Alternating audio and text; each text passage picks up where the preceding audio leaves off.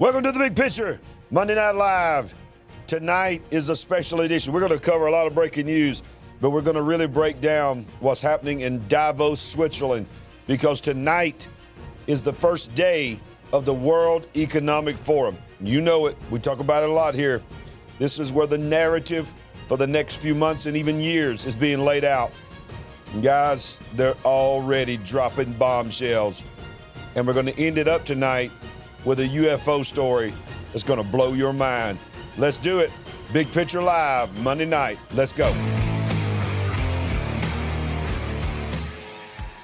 We're going to bring in the Queen herself. Ladies and gentlemen, show some love for the Queen is in the house. All right, I got you unmuted now. Thank you. Please unmute me. Glad to be here. Thankful for another opportunity, although it is getting quite cold outside, and they're already closing roads down in our state. But come on. So there's people on here laughing at us saying it's getting quite cold. Oh, yes. I've already been sent multiple pictures by Alicia of the wonderful fluffy snow they have in her state. Yes. Well, I'm talking more about like people in Iowa, in Colorado, and North Dakota. That's a whole other thing. Yeah. I can't even do that. We can't even process that. Can't process that, can't deal with that. Listen, this is our weather alert that we got this week. There's a possibility of several hundredths of an inch of ice. I mean, that's like get the chains. Oh my goodness! Put the chains on the tires. That's wild. Basically, what they told us is, look, just stay home.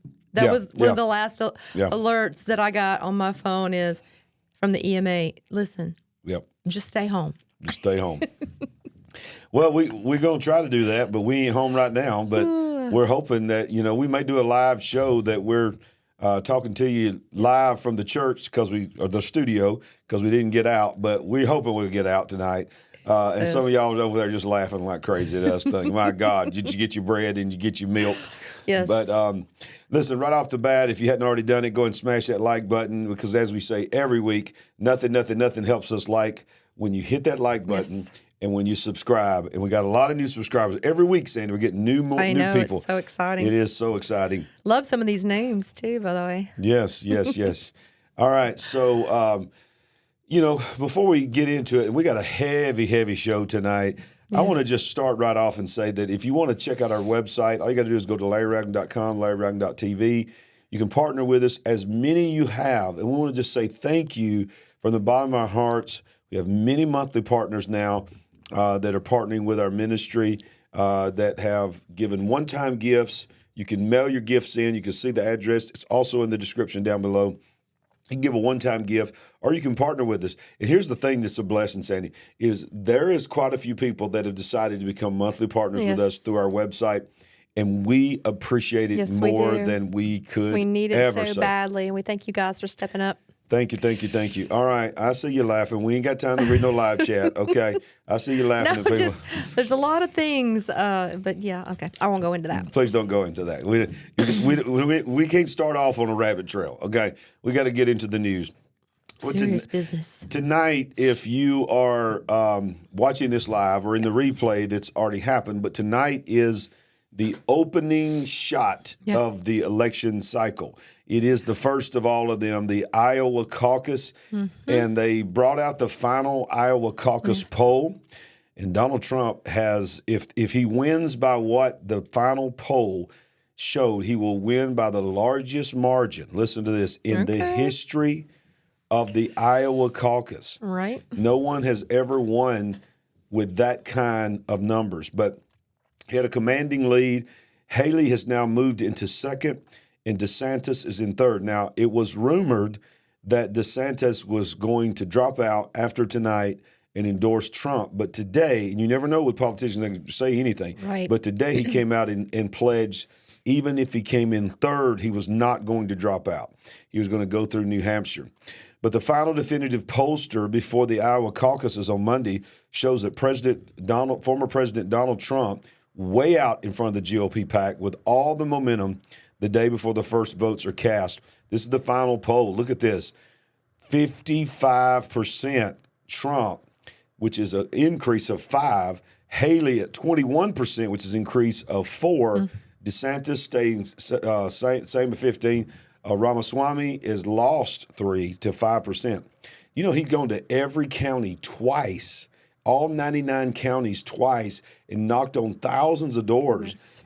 And, you know, he's just not the establishment choice. But here's the thing. Haley, and you know, some of the people watching this may be pro-Haley, and I'm not going to say pro any of them or anti any of them, but it is very obvious that Nikki Haley is the choice of the establishment. She appears to be the darling, and dare I say, we will be talking about the World Economic Forum a lot later in this broadcast. Yes. But she is a part of the Young World Leaders program. Did you hear that? She was a graduate of the World Economic Forum, Klaus Schwab's Young Leaders program. Yes. So, right there alongside Macron and Trudeau and all of those. If I'm not mistaken, Hawaii, the lady from Hawaii, what is her name? I know you're talking about that just converted over from Democrat. I think she might also be a graduate. I'm not sure. There are multiple politicians, wealthy people, business owners, corporate type people, CEOs, owners of companies, and so on and so forth in this country, let alone around the rest of the world. We've got multiple prime ministers, Canada, Macron, on and on. And you know, Schwab has bragged that he has his people placed where he needs them to be. And I didn't want to sidetrack us there. I just wanted to touch on the fact that she is a graduate. Absolutely. And it's interesting that she's the darling. So yeah, it is. And she's very pro-war. She's very pro-Ukraine. And that's the one thing that is just driving me crazy is that she keeps saying everything's about Ukraine to her is that, you know, Israel can't win if Ukraine doesn't win. The economy can't rebound if Ukraine doesn't win. Taiwan has no chance of being an independent country if Ukraine doesn't win. China's going to invade Taiwan if Ukraine loses. So you think a lot of this stuff is just Tulsi Gabbard, yeah. A lot of this stuff is just head fake kind of stuff, just kind of leading you around with information, trying to influence you and make you believe some of these things. Obviously, yes, I do believe that we're being pushed and prodded in every kind of direction. But I mean specifically from her. I know we are in many areas, but it's just, I don't know, something does not resonate, right? Yeah, I agree. From her. I agree, but look, there again, I mean, I better hush, but I know. I'm just going to move on. You can't talk about it too much. While it's over there, they're talking about the bone-chilling cold that's out there. It's unbelievable. The big question for days has been how many people will even be able to brave this weather to show up. Yeah, exactly. It's the coldest caucus in Iowa caucus history. But speaking of the cold, look at this. Bone-chilling cold tests power grids from Texas all the way to Alberta. And we've been talking about this for ever since we've been on the air about the dangers of what could happen to the power grid. Right. And it says an Arctic blast is sweeping through North America is heightening the risk of blackouts. With more cold still in the forecast, electric grids from Texas to Alberta will continue to be under strain as power prices have surged.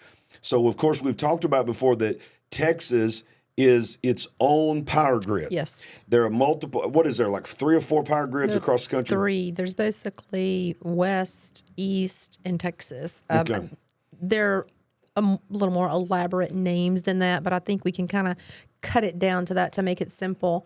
This article is going to talk about the event 3 years ago when the severe cold weather, what happened to their grid.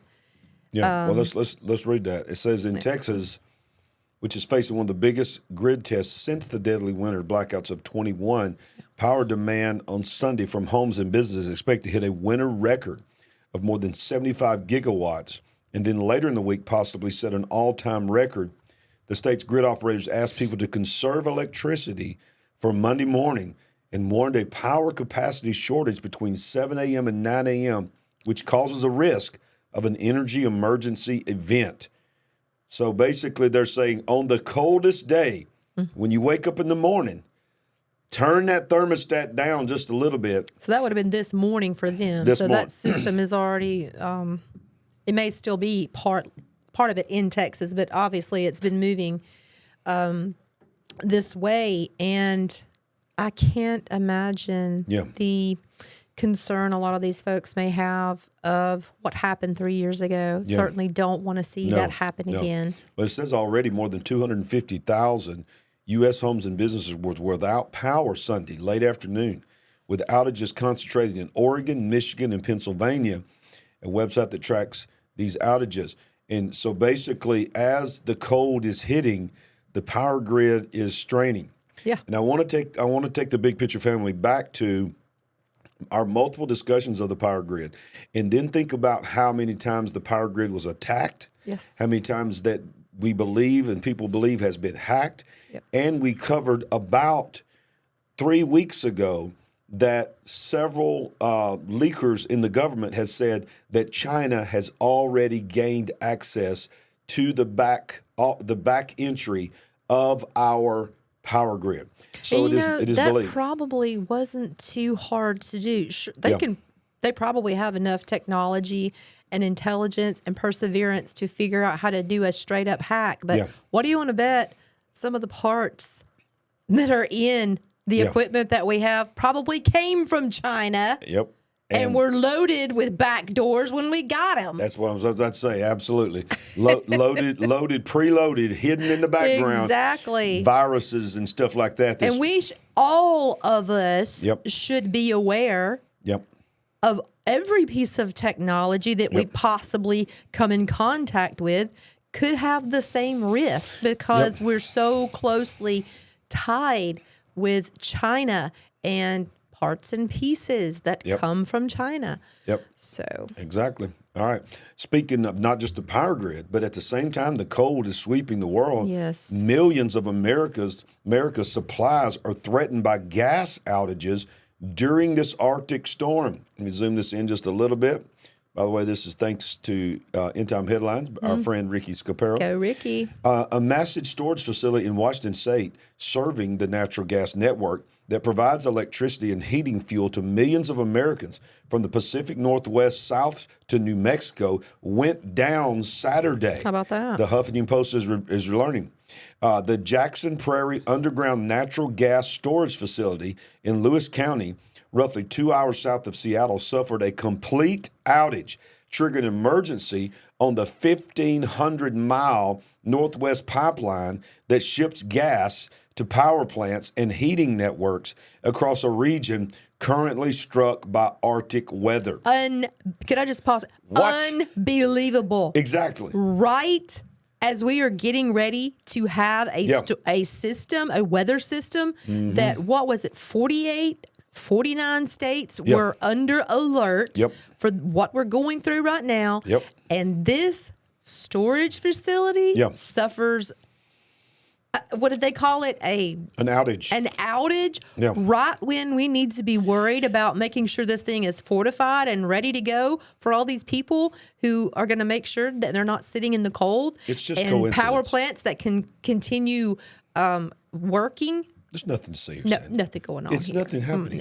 These kind of things happen, and sometimes they just all happen at one time. You all just need to understand patience. You need to have patience and understanding, right? That's all I'm going to say about that. But it does say that the gas network supplies heating furnaces for cities like Seattle in the coldest temperature to hit the city in 14 years, and heating fuel is on a shortage. But wait, Sandy, there's more. Just like that commercial. Yes. But there's more. So if you act now. Because we have that happening, and look at this. Qatar halts LNG shipments through the Red Sea. Europe is losing their natural gas supply. In the middle of winter, and Europe has just lost at least 13% of its natural gas supply because Qatar will no longer send LNG ships through the Red Sea and the Suez Canal. Here we go. All of you who we talked about these problems in the Mediterranean, over in that area of ships that say there's no longer going to be anything in or out. We're going to add 2 weeks transit time, and God only knows how much more money to each shipment. And I hope nobody thought, well, it's not really that big of a deal. Well, here's your first big blow, or one of your first big blows. That's a pretty big deal. That is a huge deal. At least 13% more loss of LNG, liquid natural gas, to Europe. How bad was everything affected when that big pipeline blew up over between Russia and what was that thing called? Oh, I don't remember. You guys know. Yeah. But which is rumored that we blew it up, and that that America blew it up to escalate the war. Who knows? Nobody's really taking blame for it. Yeah, I've heard multiple stories about that. But my question to everyone is: this the cold, dark winter that has been predicted? Is this the cold, dark winter that we were told is coming? That we were told by our president during the pandemic. Maybe it was just a little bit off by a year or two. Yeah. But it is looking that way because it is it's so easy to look at the news and think about the other side of the world, how it's not going to affect you here in America or even Europe. And now we're seeing 13% reduction in your heating oil and your natural gas. That's huge. But just let's go. Let's one more thing. Touch on the Houthi rebels. U.S.-owned ship was hit today from Yemen in the Gulf of Aden. The condition of the ship and the extent of the damage caused by the missile strikes are still undisclosed. But there's the ship. This is called the Galaxy Leader, and a missile fired from Yemen struck a U.S.-owned ship in the Gulf of Aden on Monday, today, according to reports from the United Kingdom Maritime Trade Operations. Aubrey and Riyadh Global identified the vessel as the Eagle Gibraltar, a Marshall Islands flag bulk carrier owned by Eagle Bulk, a firm based in Stamford, Connecticut, and traded on the New York Stock Exchange. So listen, we are now, not only is Yemen attacking our forces, U.S. forces, they've been attacking Israeli ships and seizing Israeli ships, but today they literally shot a missile and had a direct hit on a U.S.-owned shipping vessel, which is going to affect Nord Stream 2. That's the pipeline we were talking about. Thank you. Yes. So we use the word escalation a lot here. Not just in war. We talk about it with the economy and other things, but clearly, if we're going to start attacking, don't want to say civilian, but non-military vessels. Right. Okay, what's next? Yep. Where do we go from here? Exactly. And some of you are asking in the live chat, I saw when are we going to talk about the World Economic Forum. We're going to cover a couple other breaking news things, and then we're extensively going to break down the World Economic Forum and extensively break down this thing that you're seeing a lot of places is going viral here called Disease X. Yes. We're going to talk about that. It's a very real thing. It's not conspiracy. It's a very real thing that the World Economic Forum is actually predicting that is coming. But it's funny that you would say the word escalation because the headline on this one is escalation. You didn't even know that was the headline coming in this order. I obviously saw that earlier, but not in that order. You didn't know it was coming in that order when you said that. We just use that word so much. Yes. I mean, I don't want to irresponsibly be bouncing it around, but it fits in a lot of scenarios that we talk about. And listen, who knew that the escalation of the Middle East would come from Yemen?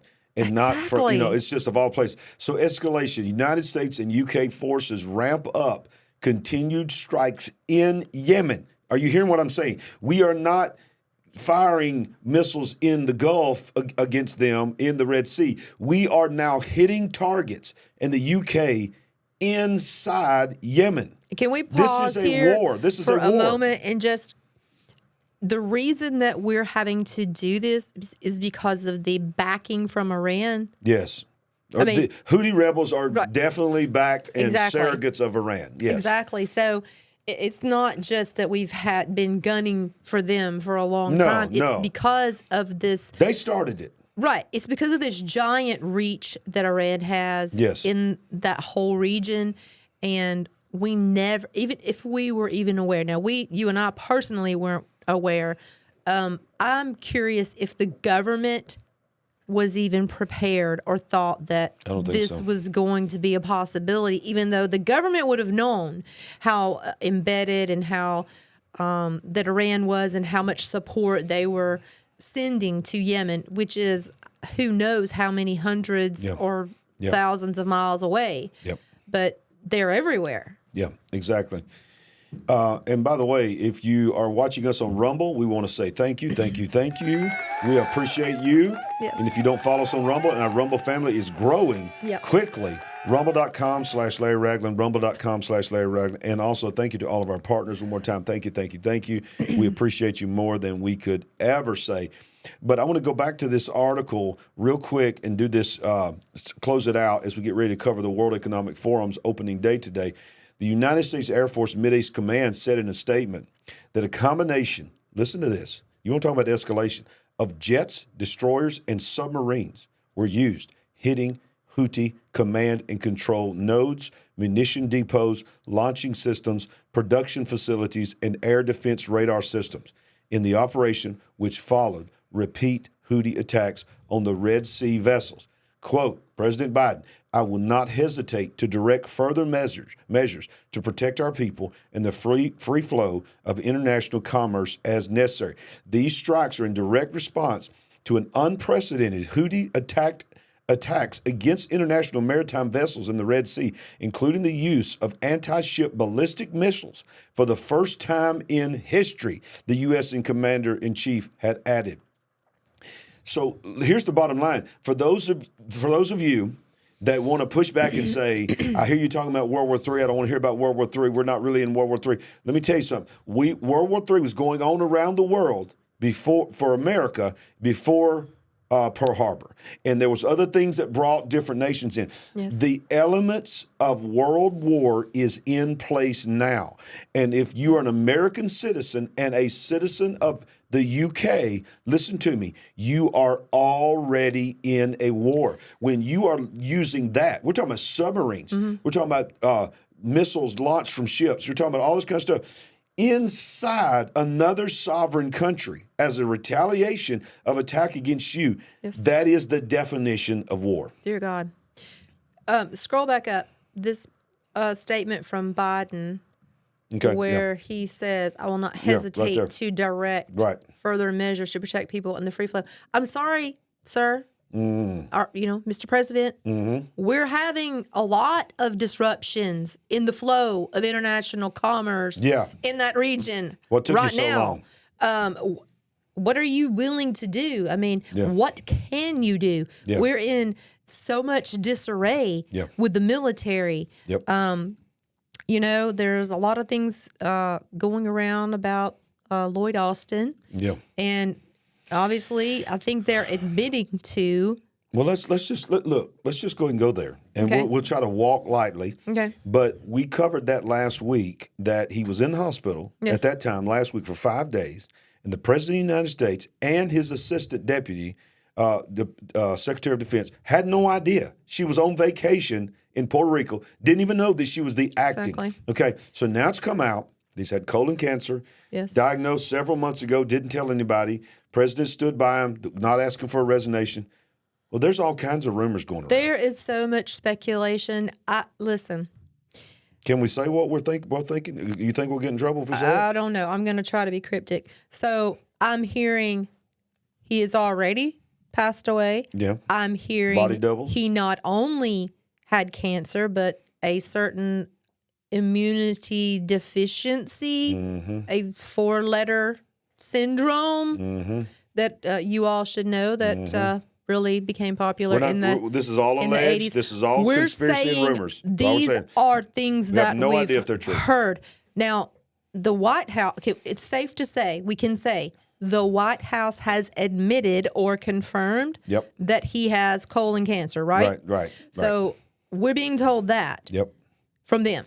And we're hearing other things from other people. So to add to that, and then we'll move on, We've even been told by several people that truly believe that he suffered exiting this world in Ukraine from a missile attack, and that the body double and all this. We don't know. Let me tell you something. If anything that we've learned since we started the big picture, it is that if the government is all saying the same thing, and then the media saying what the government is saying lockstep, we tend to just probably believe that that's probably not the full story or not even the truth. Right. So we don't know. We hope he's okay. Yes. In the name of Jesus, I mean that. I hope he's okay. I don't wish nothing bad on anybody, regardless if I agree with them or not. But there's a lot of crazy stuff going on with our military. Well, some of the times I bring some of these other points of view and opinions that I hear up to you is because I like to hear what you have to say. Right. Some of you have further information or you have interesting points of view, and we're very interested in, what you have to say as well. Yep. Well, one more thing we're going to hit is because in the middle of all of this, there was an election that happened in Taiwan. Now look at this. Taiwan elects a new president as China coup fails, meaning they had a candidate that they put their money behind and ran, and they even sent messages through media to the Taiwanese citizens, do not elect this man. It will be very bad for you if you do. They were trying to tell them that, because this man was very pro-independence.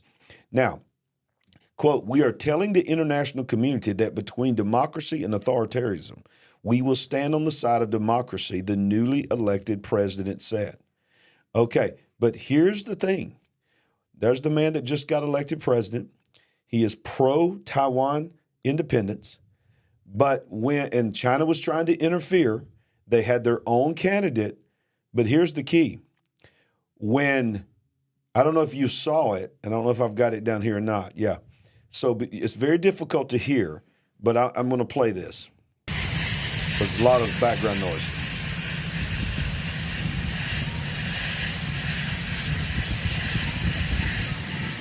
Is that Secret Service biting dog? Yeah. All right, listen to this. You got to listen, because it's so interesting that he makes sure that he walks over there when the helicopter engine is so loud, he can complain that he didn't really hear the question. But watch this. All right, so you didn't even see it. But the question was, before leaving Camp David, they yelled out, do you have any support for independence in Taiwan? And this is what he said: we do not support independence. Now, I'm going to ask you, if you are in Taiwan and you are right next to China, and you're this little tiny island that's trying to stand against this giant China, and they saw San Francisco streets cleaned up, got all the homeless out, got all the drug addicts out, cleaned the streets up, made it look immaculate, welcomed in the prime minister, the supreme leader of China, set him in a room with Pfizer CEO, Elon Musk, fill in the blanks, all Zuckerberg, all them in there, and the president in there with him, shaking hands, taking pictures, laughing. Right. And then the president of the United States, the day after a new president is elected in the most hotly contested piece of land in the world right now, and the president of the United States, who is supposed to be defending Taiwan, said, we do not support independence. That's an open statement to, we're not going to push anything against China. So unbelievable. Do you think the people in Taiwan said, I knew it, or what did he just say? I think they were probably shocked because previously America has said, we will defend you. You mean when Nancy Pelosi was there? Yeah. I know. So I'm curious if they were surprised or if they've known this was going to happen all along. Well, I think their intelligence probably knew. But look, I'm not trying to be too mean here, but I'm talking about the average citizen, because the average citizen was probably thinking America had their back. I really do think that, and because we've said that we had their back. What I'm trying to say exactly, but our respect has been diminished around the world. But like I said, I'm not trying to be mean, but the reality is this: I don't even know if he remembers saying it. I don't know. That was mean. That was mean, but it is true. I mean, he probably. Did you see the other day when I forgot which leader it was in, where he was at?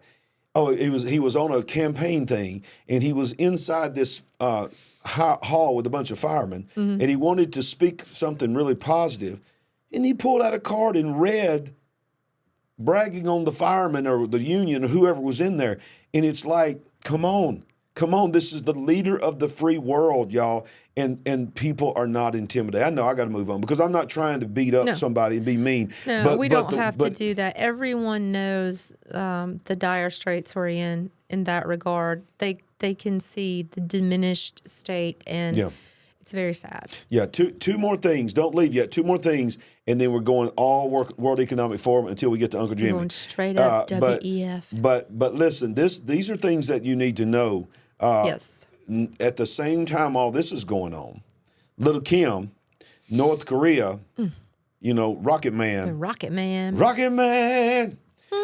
Okay, that's the only part of that song I ever knew. I don't know the rest of the words. North Korea fires new hypersonic missiles. What? We do not have them, but North Korea has them? The launch of Pyongyang's first weapons test this year amid growing tensions with Seoul, South Korea.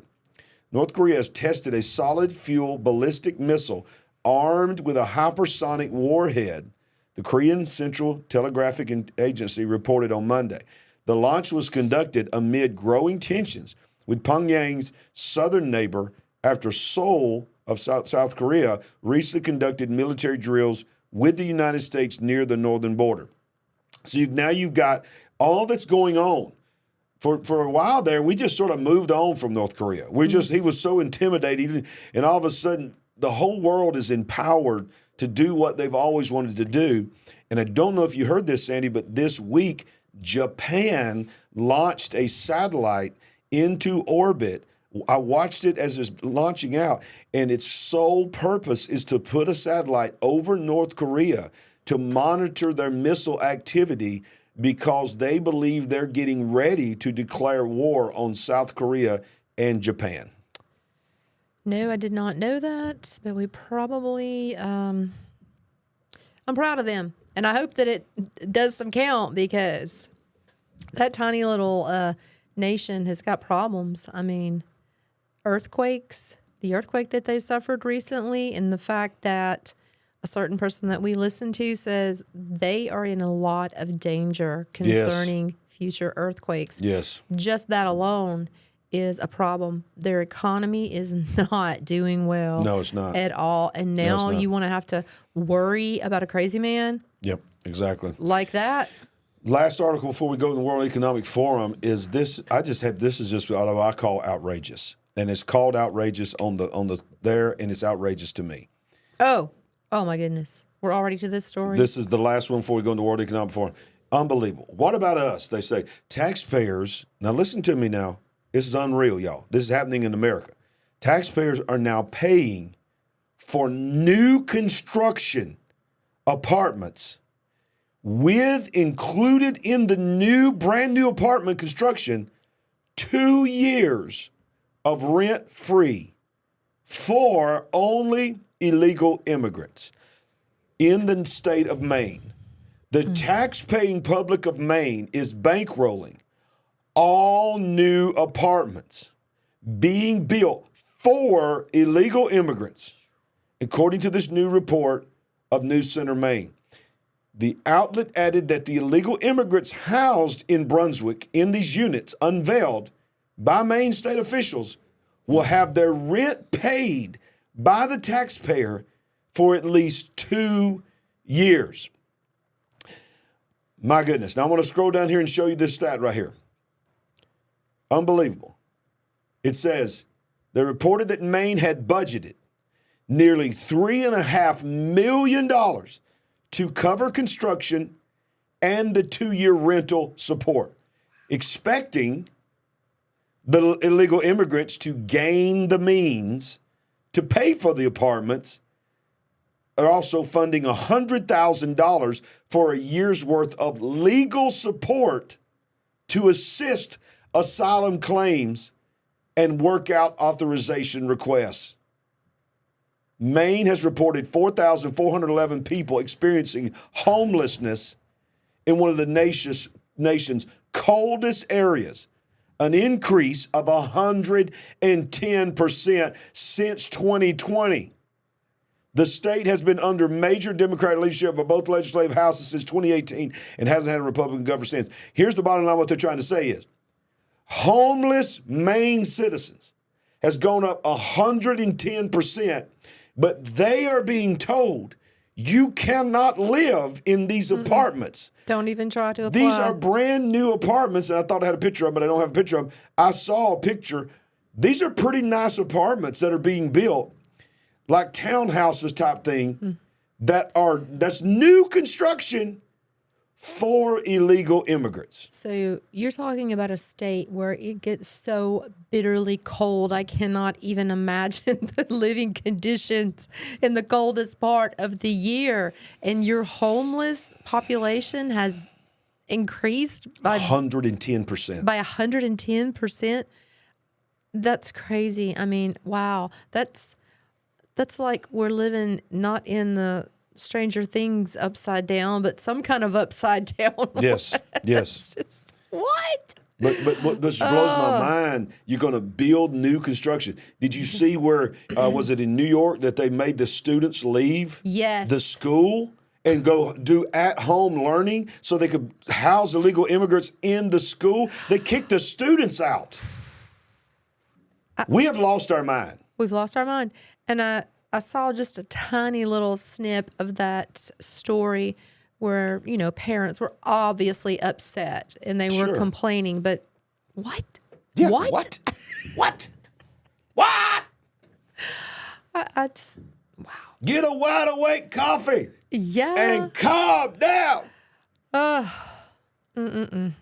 You don't even know what to say about the school. The taxpayers. The kids. Listen, do you know they got notices saying they were going to have at-home learning, and they didn't know why, and then all of a sudden they found out why later, that they had to have the school to put illegal immigrants in. Wow. If you're brand new to our channel, I want to remind you that every Thursday night we have something called the Kingdom Intelligence Report, first, second, third, and fourth Thursday of the month at 7 p.m. Paul Begley, Ricky Scaparo. Mm-hmm. This coming week is Stan Deo. And then next week we will have back with us Pastor Mark Carell, which is one of the greatest Bible teachers and prophecy in the world. Thank God he's finally getting to come back. So right now we want to move right into what today kicked off. If you're watching this live, today was the beginning of what is known as Davos, the World Economic Forum, Davos, Switzerland. And it is, in my opinion, the gathering of some pretty, how can I say this? Some what pretty are you trying to say? Elite / Illuminati, whatever. By the way, let me just tell you something. I'm not in the Illuminati. Somebody keeps commenting that I keep flashing some kind of Illuminati sign with my hand. I'm telling you right now, I rebuke that in the name of Jesus. They keep commenting. Finally just had to block them because I think they were just trying to troll me. But there he is again. He just flashed the Illuminati. I'm not in the Illuminati. I am against the Illuminati. I just had to say that. I couldn't believe that when I read that. I was like, are you serious? Okay. All right. But let's just go ahead and go there. Today is the beginning of the World Economic Forum's annual meeting in Davos, Switzerland. Yes. We talk a lot about Switzerland, y'all. There's a lot of stuff going on. And it goes from now to the 19th. In fact, they started having some events a couple days earlier than today, but today was the official kickoff. I actually suffered through watching the opening ceremony, which they always have just weird kind of music and different kinds of people want to hold up crystals and all this kind of stuff. And they give their awards away to their whatever they call it. It's a crystal award, I think it is. And it's actually a crystal where they give that to them. And we all know of what the crystal is used for in the New Age movement and things like that. But this is straight from the WEFforum.org. You can go there and see yourself. One thing I'll give them credit for is that all of the public meetings, who knows what kind of private meetings they're having, but all of the public meetings are streamed live on the World Economic Forum. Now, they're boring as all get out. I've just tried to watch the live stream. I mean, they are horrible. I mean, they're just sitting there talking about stuff that don't mean anything, but then there'll be a little nugget in there where somebody will say something. They're hoping they'll bore you to death so you'll turn it off. But yeah, exactly. It's probably like... where's that place out in California with a 40-foot tall owl where they go out in the woods? Oh, what is it called? The Bohemian something? The Bohemian Grove. Yeah. So apparently a lot of power players show up there. Yeah, we're going to go over. And they all get together in private and decide, our fate. Come on. There's no way that they're going to let us see what they're really there to do. Okay. No, there's like an underground. I mean, they're in a country that has 183,000 underground bunkers. So you want to tell me there ain't some underground bunkers in Davos that they're all up there eating the meat and telling you to eat the bugs, right? And then they get up and they go down under the ground somewhere and have their real meeting. Ugh. But look, this is just a brief little thing here from just a local Canadian broadcaster that just sort of gives you the narrative of what the world calls the World Economic Forum. This is how the world covers what is going on in Davos. World leaders, corporate giants, top academics, they're all coming together in Davos, Switzerland today. It's the start of the 54th World Economic Forum. And security is very... Can we stop and ask the question that you asked later? Use like 54 years they've been doing this? How did we not know that for 54 years the elite have been getting together and declaring that? I did say that earlier. Very tight at the Swiss ski resort as those international elites begin to arrive. Number of key politicians are going to be there. U.S. Secretary of State Antony Blinken, Emmanuel Macron, the French president, key Middle East leaders as well. But it's the economics of things front and center, the daunting global economic forecast. That'll certainly be of interest to central bankers. Mark Carney, the former Bank of Canada head, one of those who's scheduled to talk today. All right, so just a brief look. That's how they cover it. The gathering of talking heads, and it's a big think tank, and that's all it is. It's nothing big to even all these conspiracy theories about them. Stop all this mess. No. Let me just tell you something. Sandy, Davos, Switzerland, every year, led by Klaus Schwab, sets the narrative for the world. They do. The world. Yep. Military, economic, medical, privacy. The social, the environment, all of it. And then they roll it out to us and try to cram it down our throats. Absolutely. So here we go. A list of some of the notable figures attending the World Economic Forum meeting 2024, along with plenty, I guess I can say this word on YouTube, prostitutes. Do you realize that it is believed that the per capita amount of ladies of the night that are flown in? Since we've knocked off Epstein, who's taking care of that? Who's organizing all that? Oh, no, you didn't. You did not go there. Yes, you did. Supposedly. What was it? He may be in one of those underground bunkers. What did they call his plane? The Lolita Express?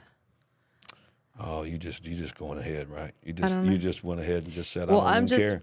Apparently, it's such an important job. Who's the replacement? Hey, do you hear what Megyn Kelly said? What is she trying to say? Now, it could mean a video that she's been shown that nobody's seen.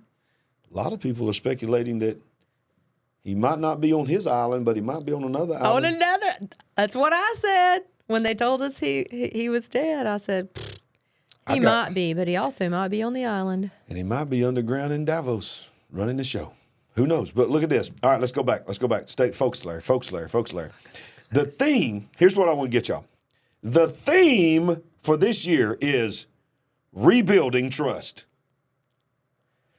I'm sure that I'm going to trust the World Economic Forum and the elite so much more after I have the time to watch what they have to say. What's interesting to me is that they at least realize that they need to rebuild Right. But their idea of rebuilding trust means shut down every other voice that could oppose us. As previously discussed on thewinepress.com, normally in years past, the WEF provides a full detailed list of attendees based on their occupation, country, and organization. But this year, they have not published one, or at least one that can be found. Now, I have found one since this article came out, but it is nowhere near as detailed as it was last year. But in an updated blog post describing the event, the WEF rattles off a number of names that will be in attendance. Some of the 300 public figures will participate this year, including more than, listen to this, and you won't think this is just a getting together of just a few little think tanks, 60 heads of state and government. That means presidents, prime ministers, kings, the ones that run the show, heads of states. There will be a strong representation from all key regions of the world. Many that are there are from the Republic of China. I'll touch on that. We got another article on that is shocking of how many people from China in their government that are there this year. The president of France, Ursula von der Leyen, president of the EU. Ursula. Excuse me. Ursula. The president of Argentina, the Prime Minister of the Republic of Korea, the Prime Minister of Spain, the President of the Swiss Confederation and Federal Council of Defense, Civil Protection and Sports. We got the President of Ukraine, Vladimir Zelensky, is going to be there. Dude, that dude, I don't even know, is that dude fighting a war? Or is he just touring the world asking for money? I mean, every time I see him, he's in his sweatshirt in another country instead of Ukraine. But look at all these. I'm not going to read all these. These are just some of the heads of states and famous people that are there, as well as you heard Anthony Blinken, the United States Secretary of State, Jake Sullivan, U.S. National Security Advisor, and representatives from the Senate and House of Representatives. Let me ask you a question. Why is the director, Jake Sullivan, from the United States National Security Advisor? Last year, we had the FBI there and the CIA there that openly admitted. Why are you there to hear from so-called just business leaders getting together to talk about the future? That there is no way you can make me believe that they are not there to get their marching orders for what they're supposed to say to hide. It's not just what they're supposed to say that they're going to do. It's what they're going to say to hide what they are really doing, Sandy.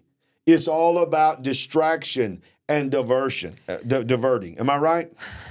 Yeah, I believe that. But then on the other hand, you also have the WHO who came out and basically, I don't know how many countries or if every major country signed this agreement that... That's our next article. Okay.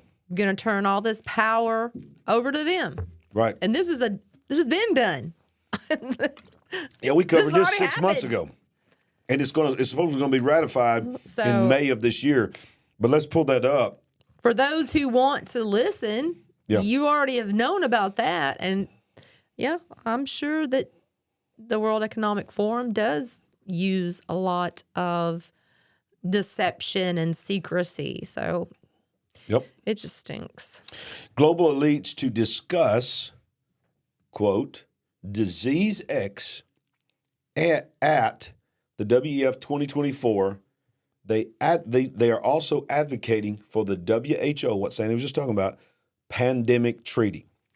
One thing, and we're going back to this article, I'm going to read some interesting thing about this article, but I'm going to tell you one thing I noticed when I was researching Disease X, and I started looking at people's articles. Something very interesting I found is that if you research, and it will probably be tagged on this video once it gets through processing after we go off live, if you find a video that is talking about Disease X, guess what the little blue box is? COVID-19. So they're like, they're not saying anything about X.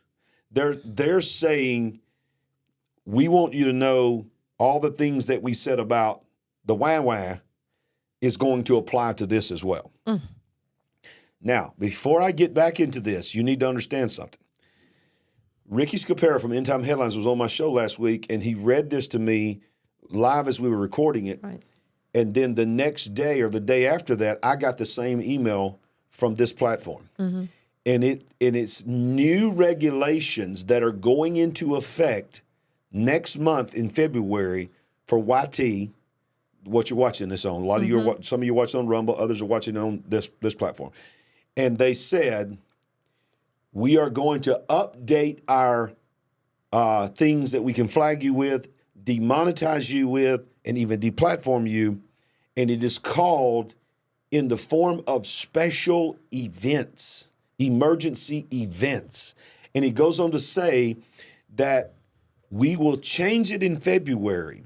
And the wording of it is basically if something global happens. Yeah. It literally says it. I read it to you, Sandy. You remember. It's an awkward, the statement doesn't flow. The wording doesn't just flow. It's kind of a weird way to word something. I'm actually going to try to pull it up in my email. Just you share your thoughts while I'm looking for this. Yeah, I can't remember everything that it says, but it's just basically like a paragraph.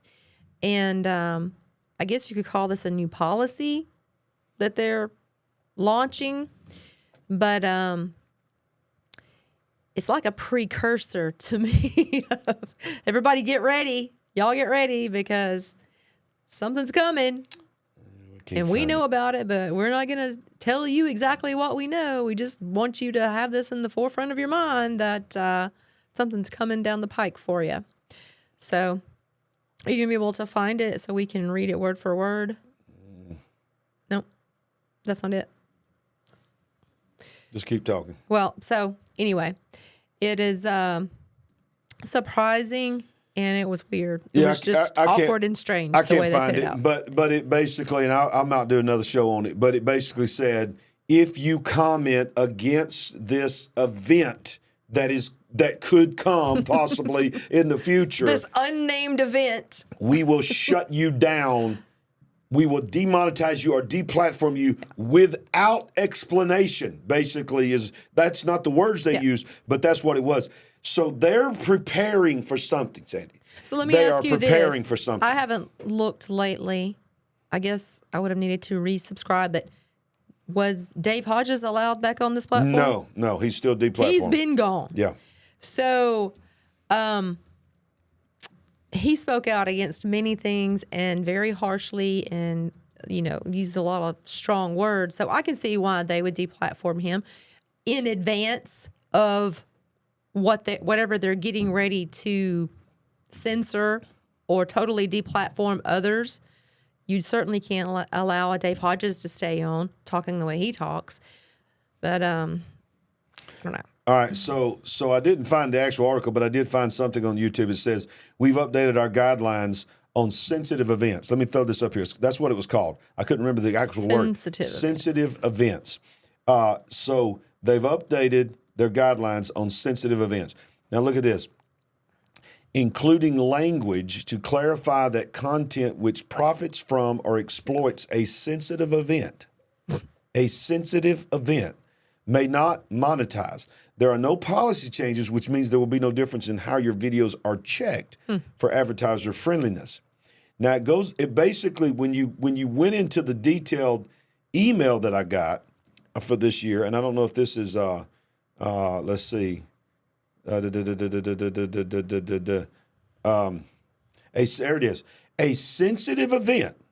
Look, YouTube, if you're listening to me right now and the algorithm and everything, I'm just reading what you sent me. I'm trying to help. The reason I'm reading it, I'm trying to help other creators so that they didn't get the email. So I'm trying to help them be good. Sensitive events means this. A sensitive event is an event or development that creates significant risk to Google's ability to provide high-quality, relevant information. And what does this mean? And ground truth. Remember when I read that to you? Yes. I still don't get that. Maybe somebody could help me.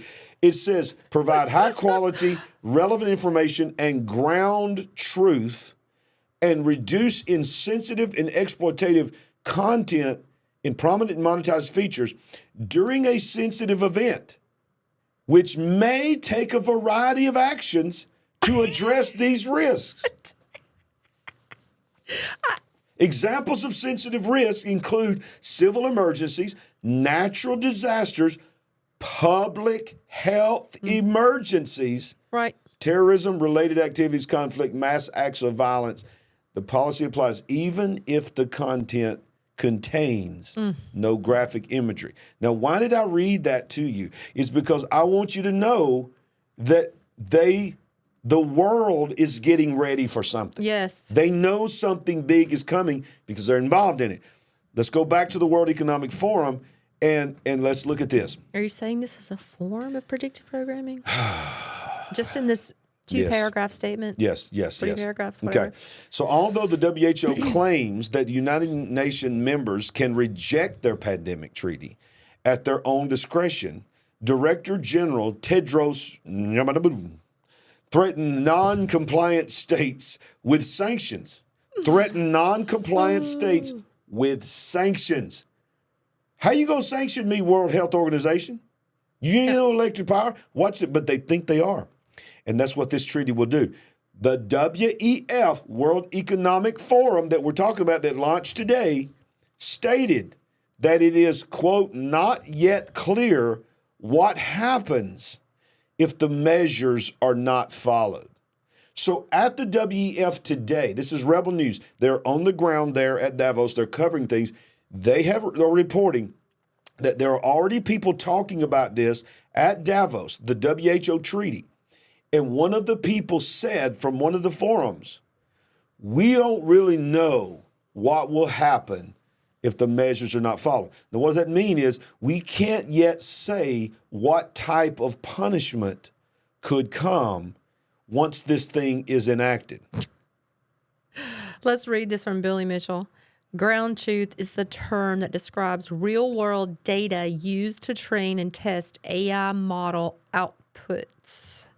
What? This is what he's providing us. I'm sure. Well, he's expert researcher. I'm sure he's just looked this up. I'm just saying what because I ain't never heard that. Well, how? Who knew that was an AI term? How convenient that they made sure that they put that exact word. Wow. It's just, I don't know. It's Teotihuacan, right? It's the end of the world as we know it. Is that how you say it, Teotihuacan? Teotihuacan? What in the world is Teotihuacan? The end of the world as we know it. Oh! And by the way, they're already reporting that Trump has had a victory. Oh, is it? They're saying that if he won according to the polling, it would be the largest victory in the history. Did he win by that kind of? I don't know. We'll look it up. know. I just saw a quick alert on my phone that he's already been declared. So. Okay. Well, you remember this word, Sandy, from last year? Mm-hmm. Last year, Klaus Schwab said, "Oh yes, we are on the brink of a polycrisis." We've learned so much. This was January 13, 2023. What was he trying to preview to us? So I wanted to go back and show you what they were getting ready for this year. Mm-hmm. So in 23 last year, at this same time, he said, we are on the brink of a polycrisis. Right. Now notice, this is not a conspiracy website. This is the actual World Economic Forum's website under their climate change tab. And that's what he's talking about is climate change. And he's saying the war in Ukraine, food prices, many other things. At that time, people didn't know it was going to be in the war in the Middle East, but they're talking about the war in Ukraine, talking about the climate, and talking about the possible future WAN, which they began to talk about in 2018, Sandy, is when they started talking about Disease X that's coming. I don't know if this show's going to last or not, survive. It might be only on Rumble. We're going to push all the buttons tonight. Yeah, but that was the polycrisis. It was a new term. That term had never been used. This is how powerful Klaus Schwab and the World Economic Forum is. Right. They create words. See, y'all thought I was the only one that created words. I made my own words, alpha and omegism, and all kinds of things. Cough talk. Didn't you make a list? What was? We have a running list. Let me see my list real quick. I want to remind people some of the words that I've made up on the show. Alpha and omegism. I've got alpha and omegism, cough talk. Cough talk. Personal favorite. A quademic. I invented a quademic. Did you create that? I think I did. It's on your list, so I think you did. A quademic. How about that? If I hear Klaus Schwab talk about this year, we're on the verge of a quademic, I want royalties because I can prove to you I said it before you, Klaus. You should have trademarked it, though. And then here's what we're going to see a lot of this week. WEFism. Careful. WEFism. WEFism. WEFism. This is WEFism, y'all. Yeah, I'm making up words. Those WEFers. Oh God, no, you didn't. Oh God, we're having too much fun. The world is freezing and going, exploding all around us, but we're having fun because we have our faith in Jesus Christ. There's no such, you know that's that. Right. But got that joy juice going. Come on, the joy juice is flowing. I got the joy down in my heart. What? Sorry. Okay, so had to hit the table on that one. So the POLYcrisis was something that was invented last year, I believe specifically to prepare us for what is coming. Listen, we've been being prepared for a while for several things. Yeah. Let's go back to, you said 2018 was Claydex, Claydex. which was an exercise. Yep. Then Event 201. Yep. In 2019 was another tabletop exercise. Which was the wang-wang. It ended up being exactly like the wang-wang. All these things. But they had the other one too. Remember that was the fake SARS is what they called it. Yes. Not SARS. Well, it was Sears. Sears. SEERS. Sear. It was a pretend news show, and they pretended the next wang-wang that was coming, that tabletop exercise, it was called the Sears virus. And then we heard Mike from around the world talk about there was a virus in, I think, Japan called Sear that was exploding. So didn't mean to. No, I'm in my mind, I'm trying to go back and remember all of these things. You know, we've had SARS, that was what, South American Respiratory Syndrome. MERS, Middle Eastern Respiratory. Am I saying these right?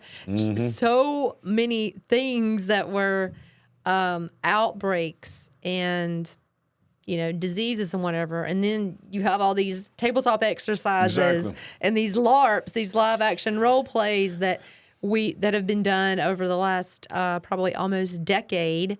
Yep. To game out and scheme out different things. So.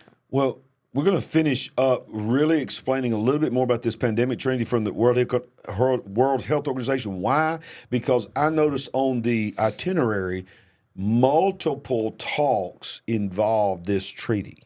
Multiple talks. But if you have not smashed that like button, do it now. Do it now. Smash it, smash it, and just go ahead and get it out of the way and help us grow this big picture, because it puts us in front of people. Right now, when people scrolling, the more likes we get, all of a sudden YouTube grabs that and says, people want to watch this, and they put it in front of people that may not know anything about us. That's your way that you can help us. But let's go back here and show this. The WHO pandemic treaty, look where I got this from. The World Economic Forum. This is last year when this first started coming out, and now on the agenda for 24 Davos, they're discussing this year. But last year, they set the tone at weforum.org is where I got this, under the global health. WHO pandemic treaty, what is it and how it will save lives in the future? And it goes on to say that negotiations of new rules for dealing with pandemics are underway at the World Health Organization with a target date of May of 24. Remember, this was last year. Exactly. And guess what? Blink your eyes, it's going to be May of 24. For a legally, listen to this, legally binding agreement to be adopted by the United Nations Health Agency's 194 member countries. Yep. A new pact is a priority for WHO, chief said, who called it a generational commitment that we will not go back to the old cycle of panic and neglect. And I'm sorry, but I liked some of my neglect. Exactly. You know, seriously, I don't need these people knowing every time I cough. Yep. Or go to the bathroom. Say that. You know, That's what this is. They want to know every single thing that you ever do and say. And then they're recording it and sending it to a server farm somewhere so they can call it back up one day. Exactly right. The WHO already has binding rules known as the International Health Organization, which came from 2005, set out the country's obligations where public health events have the potential to cross borders. These include advising the WHO immediately of health emergencies and measures of trade and travel. But this agreement goes further. The proposed pandemic treaty has come under fire on social media. Watch how they take a shot here. Mostly from right-wing critics, warning that it could lead to countries ceding authority to the WHO. Do you know why we are warning against that? Because it literally says, because we read it last year on this show, that in the event of a global sensitive event that we just read about, right, it gives the World Health Organization power, and this is not exaggeration, to override the governments of states, not state individuals, state governments, meaning countries, and their legal documents, otherwise known as constitution. These countries, knowing this, all fell in line and marched right on down with their pens and signed, right? Not a single country opposes the treaty. Leanne, I need some coffee too. Not a single country, Sandy. Now, there was people that suggested some edits and some amendments, but not a single country said of the United Nations no. Some weeks I can barely even deal with these things that we talk about. Unbelievable. It's ridiculous. Oh, my goodness. Well, you know, Blinken, you know, Blinken's a Blinken. And he's, don't blink, Blinken. He's there too. And guess what he said? This is what he said when he hit the ground there. This is the article. I love the title of this. I love the title of this article. A big Chinese delegation unnerves U.S. diplomats in Davos. Goes on to say that Davos, Switzerland. U.S. diplomats have been so worried about the size and the intent of a Chinese delegation in Switzerland this week that they're trying to arrange a meeting between Secretary of State Antony Blinken with a Swiss official while he's in the country for the World Economic Forum. The discussion about adjusting Blinken's schedule was laid out in a State Department obtained by Politico. The suggestion appears to be an effort to ensure that famously neutral Switzerland doesn't feel jaded by Washington amid potential wooing from Beijing. It comes as U.S.-Chinese tensions are rising once more over the fate of Taiwan, which drew Beijing's ire over the weekend by electing a president whose party has called for independence from China. So the Chinese delegation is expected to spend time in the Swiss capital, Bern and Davos, the scene of this week's forum. Blinken will be in Davos on Tuesday and Wednesday, holding an array of meetings. Chinese Premier Li Qiang, often described as the number two to Xi Jinping, is leading the delegation. So they got there. They knew a few people from China was going to be there. They had no idea a massive delegation from China is there, and they are openly saying they are there to woo Switzerland, the famously neutral country, to woo Switzerland to the China side. Let me tell you something, y'all. China is getting ready in their mind to run the world. Yeah. And in some ways, they already are. Yeah. They're all over the place. I wish I knew all of the facts and details about this One Belt, One Road, or One Road, One Belt initiative, basically a revitalization of the Silk Road from, many, many years ago, thousands of years ago. But they want their empire back. They do. And do you know they're playing for keeps? They are. And what this really is, you go in and read this article. It's Blinken was not scheduled to meet with Swiss leaders. He was there to listen to the Schwabs and listen to all these other people.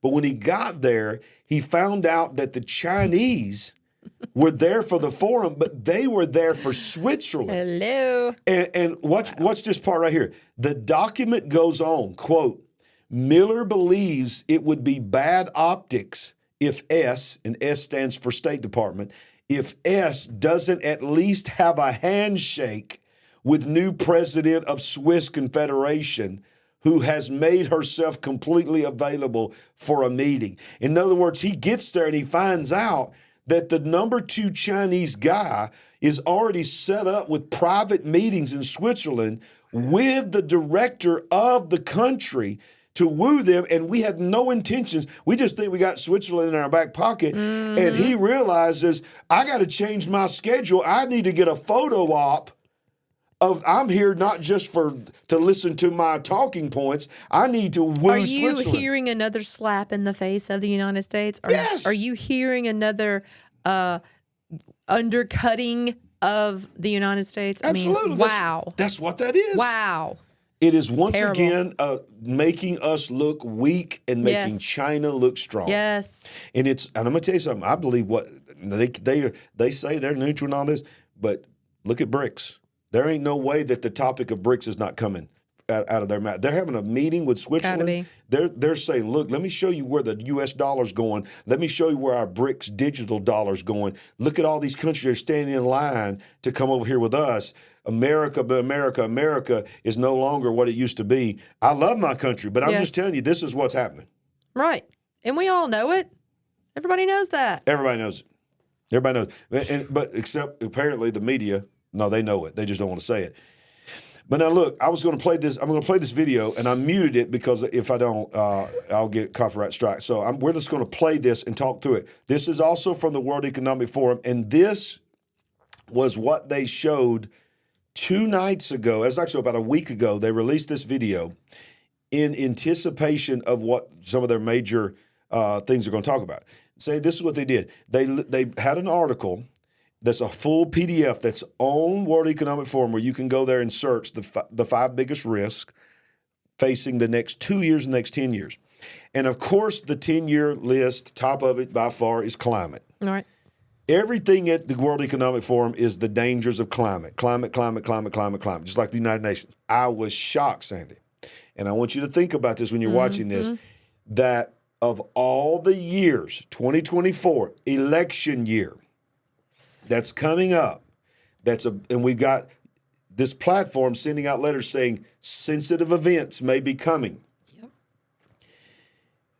Climate, the 5 biggest risks to the world in the next 2 years, shocker, climate is not number 1. I was very surprised. So we'll read it because I can't play the music. Number 1, misinformation and disinformation. The World Economic Forum is gathering with all these state heads around the world saying the number 1 enemy of our agenda, the number 1 enemy of peace and safety and love and a wonderful world is not climate. Sandy, are you shocked? It's misinformation and disinformation. I'm not shocked that it was brought up. I'm surprised that it has gone ahead and surpassed the climate issues. But certainly, we know this is a part of the control mechanism, controlling the narrative, controlling the flow of information. Absolutely. If we see you as trying to give mis or disinformation to develop this, to get this out to the masses, we're going to completely and immediately shut you off and shut you down. This cannot be allowed to go on. Anybody that has any common sense, when you look at the article, and I don't want to show the article, it's too long, but you can find it yourself. It has a chart. The world's top dangers for 2 years, the world's top dangers for 10 years. 10 years, climate's number 1. 2 years is disinformation and misinformation.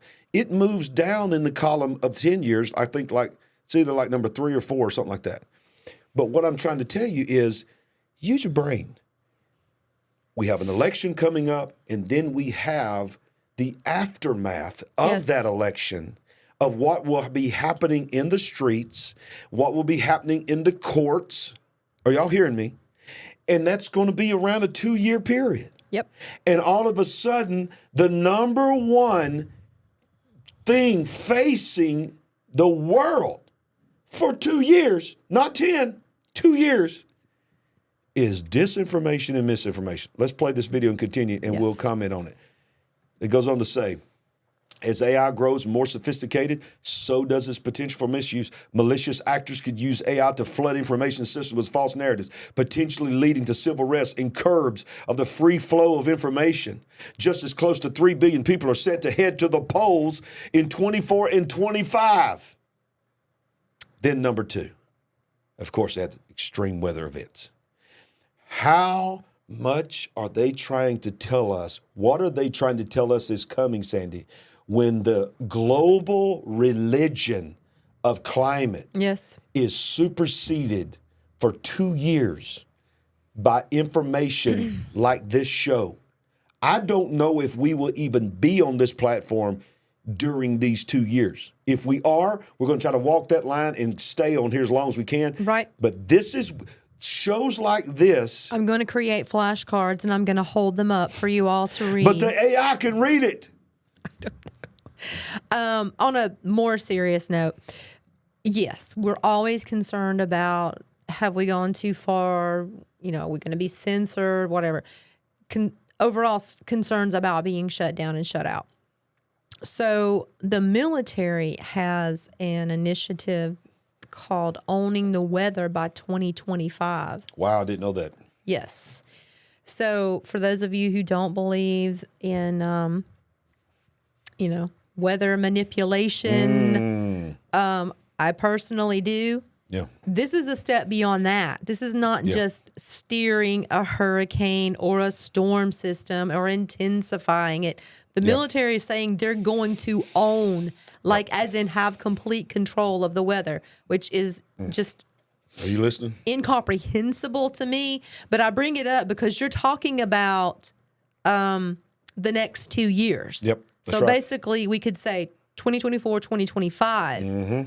And they're talking about climate, weather, basically. Number 2. But they really go with number 1 because you understand that the special events could fall under, some of them, under measures to fight number 2. And if you get on here and say and deny their talking points about number 2, then that's misinformation and disinformation. Yeah. You understand? You see where we're going here. Robin saying Raglan code language needs to be set up. Yes. We deputize you, Miss Robin. Get right on that and let's get something together. 5 times more likely today than 50 years ago, special weather events. Experts say climate-related damage could cost the world $16 million per hour. Number 3 is such... I want you to... Look at how these are flowing. Number 1, threat to the world is misinformation and disinformation. Number 2 is weather events. Number 3, societal polarization. Do you understand how that flows with number 1? Mm-hmm. Because what that means, look at the picture. It is protesters, it's pictures of protesters facing off each other in the middle of the streets.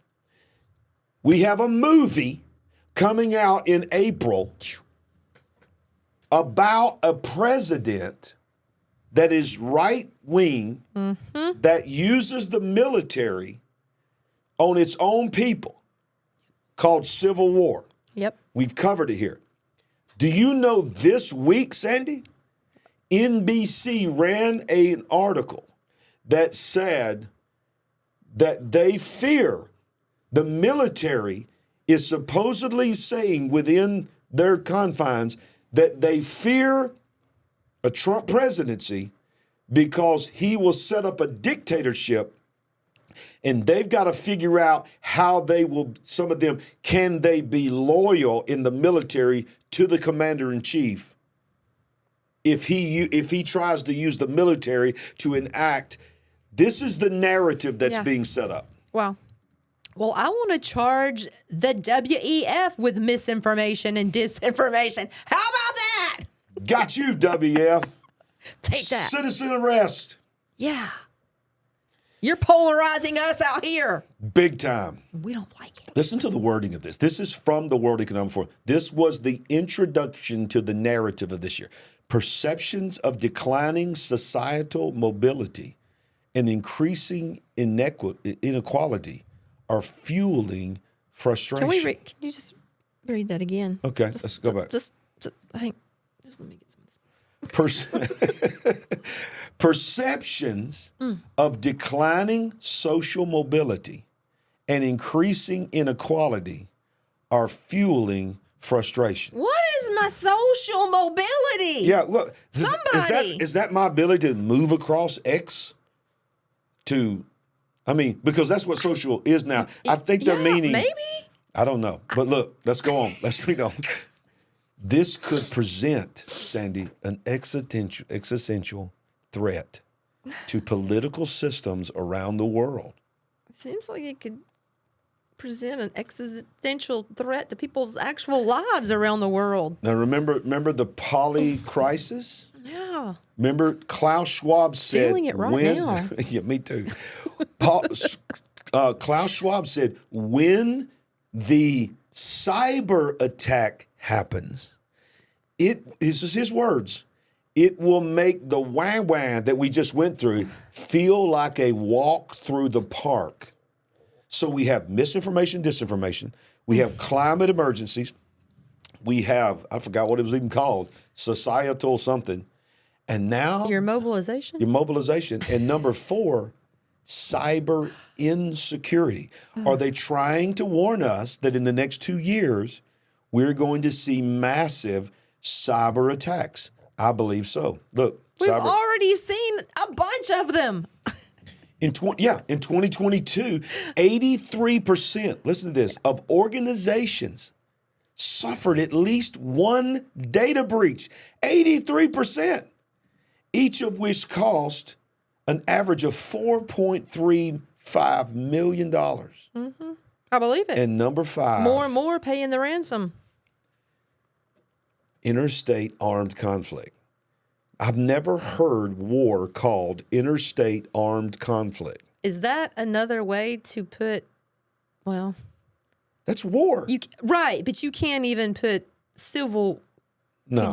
You can't even put civil war under that. No, interstate would be country to country. But I want you to think about what I just said. A greater threat to the world. Billy's on top of it again. Social mobility. It is a change in social status relative to one's current social location within a given society.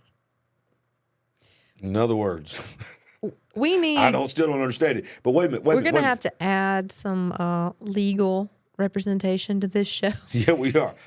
The views. Any of you have a background? Remember, the views expressed on this show do not necessarily represent the views and opinions of YouTube or Rumble. Oh my God.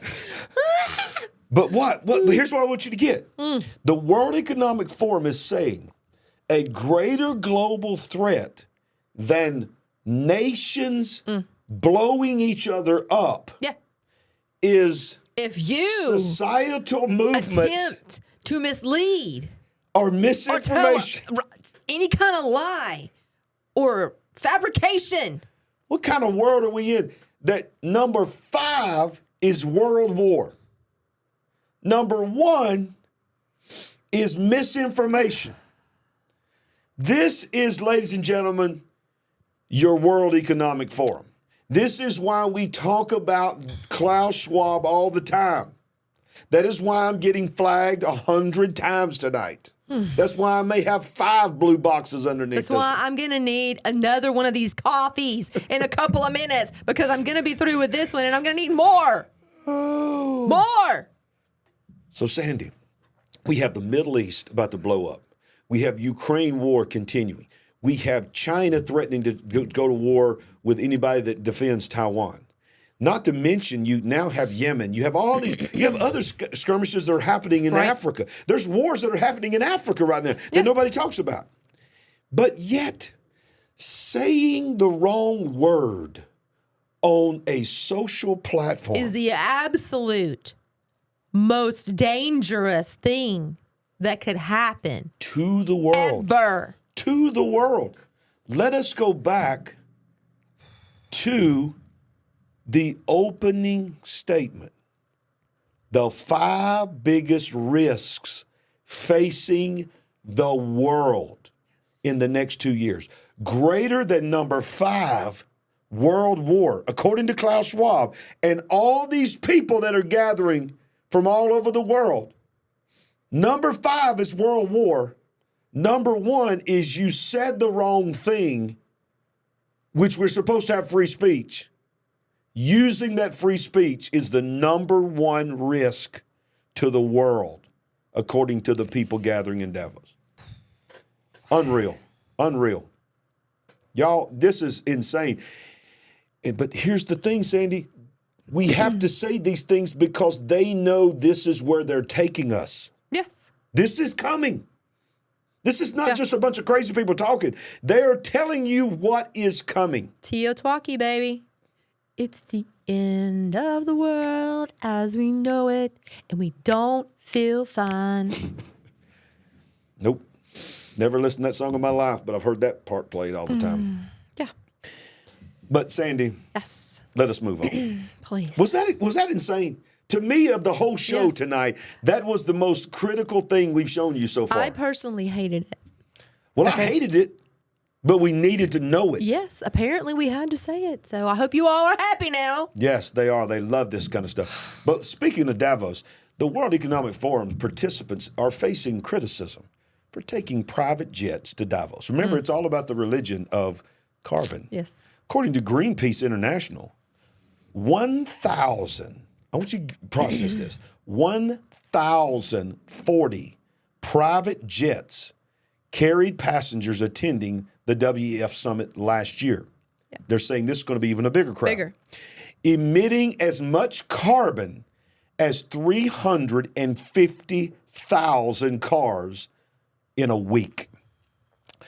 Over a week. The flights. And they parked it. And I'm sure they're so worried about what you think and how you feel about it, right? Of these flights, 38% flew shorter distances than 500 kilometers, with the quickest flight 21 kilometers. I mean, literally, some of these could have drove there, but they flew there. So let's think about that one more time. This was last year, and this year is expected to be much larger.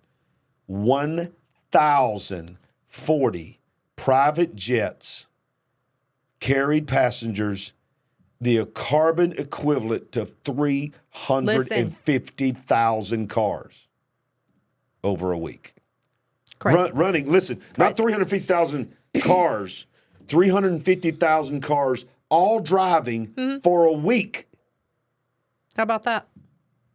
But they want to tell you that you got to eat the bugs because eating meat emits carbon.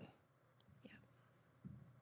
You better back off, my T-bone. Oh, please. When was the last time you actually had a T-bone? That's true. I don't even eat T-bone. I like a ribeye. But now, All right, now watch this right here. This is very important because one of the things that they talked about on opening day in some of their meetings was how to process a Trump presidency. Why?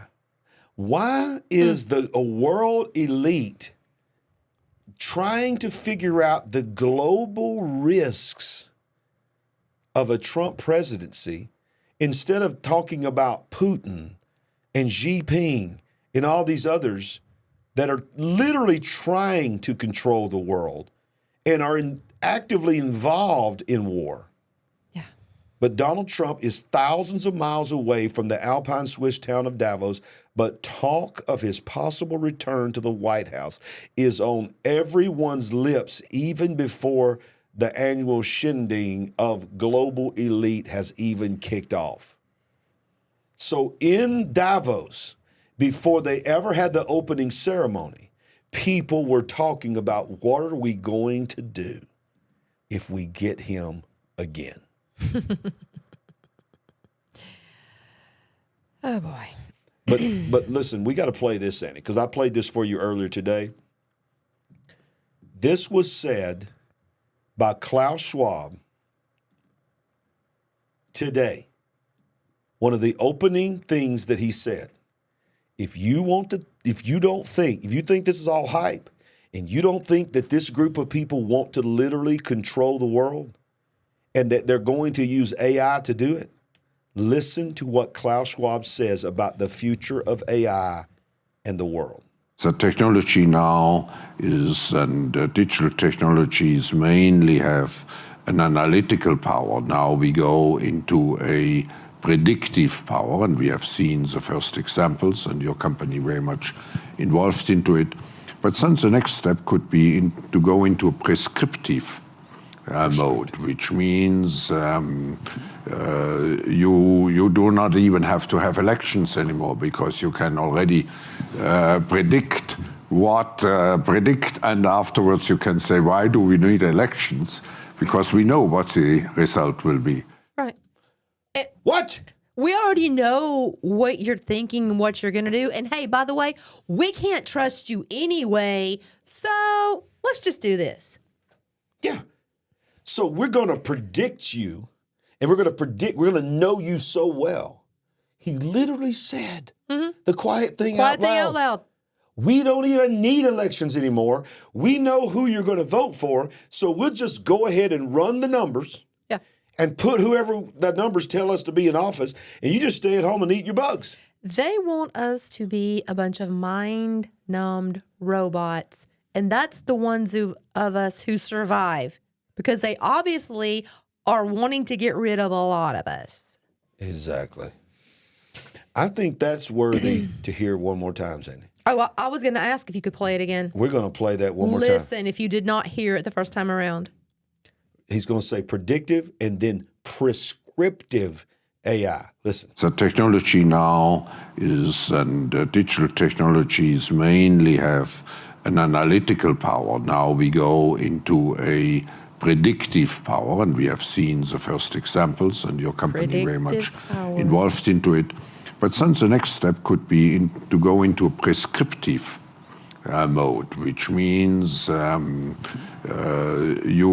do not even have to have elections anymore, because you can already predict, and afterwards you can say, why do we need elections?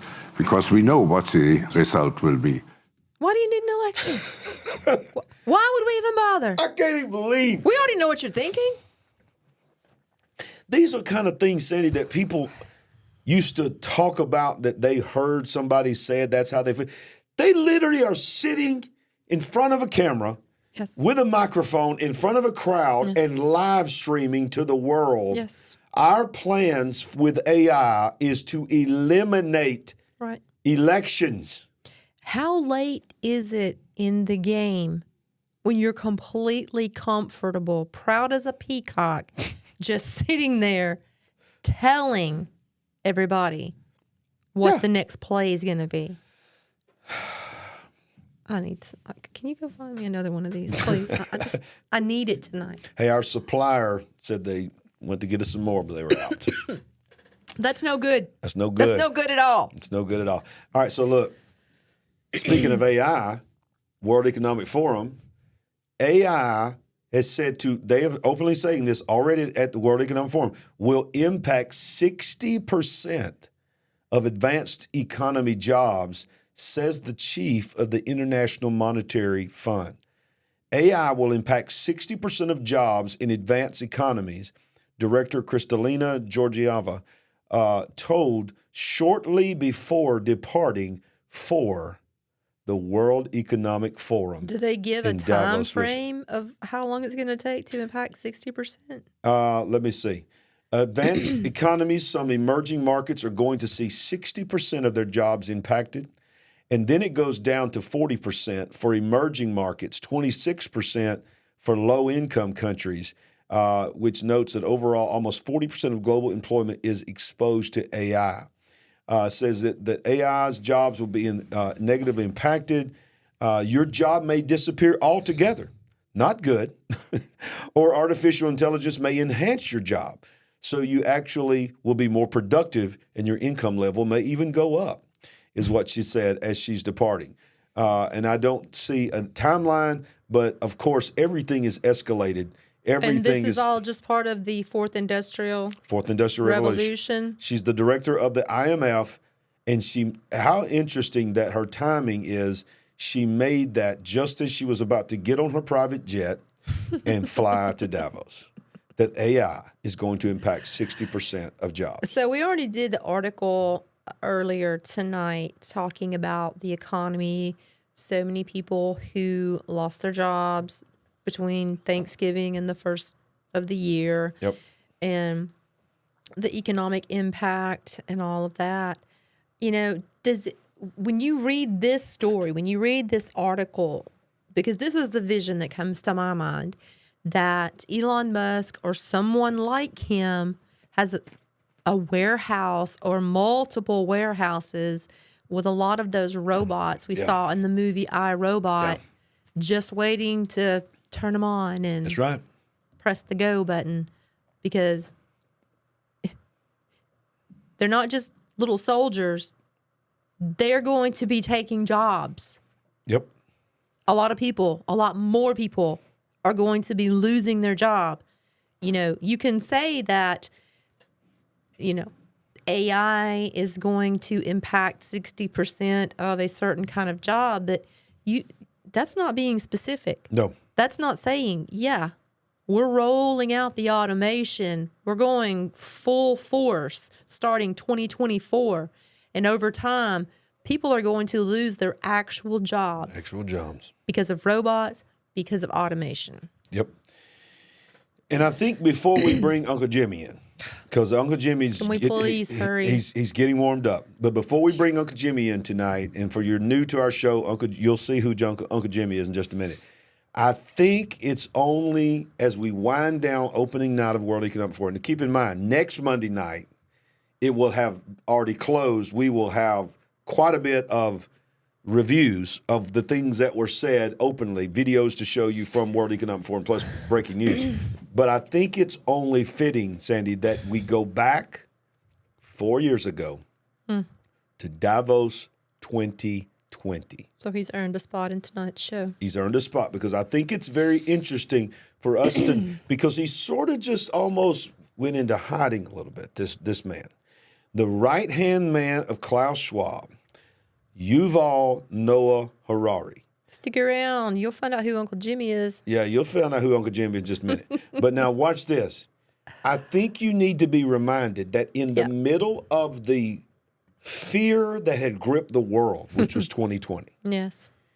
It was his calm voice that explained to us why this moment, this pandemic, was so very important for certain people.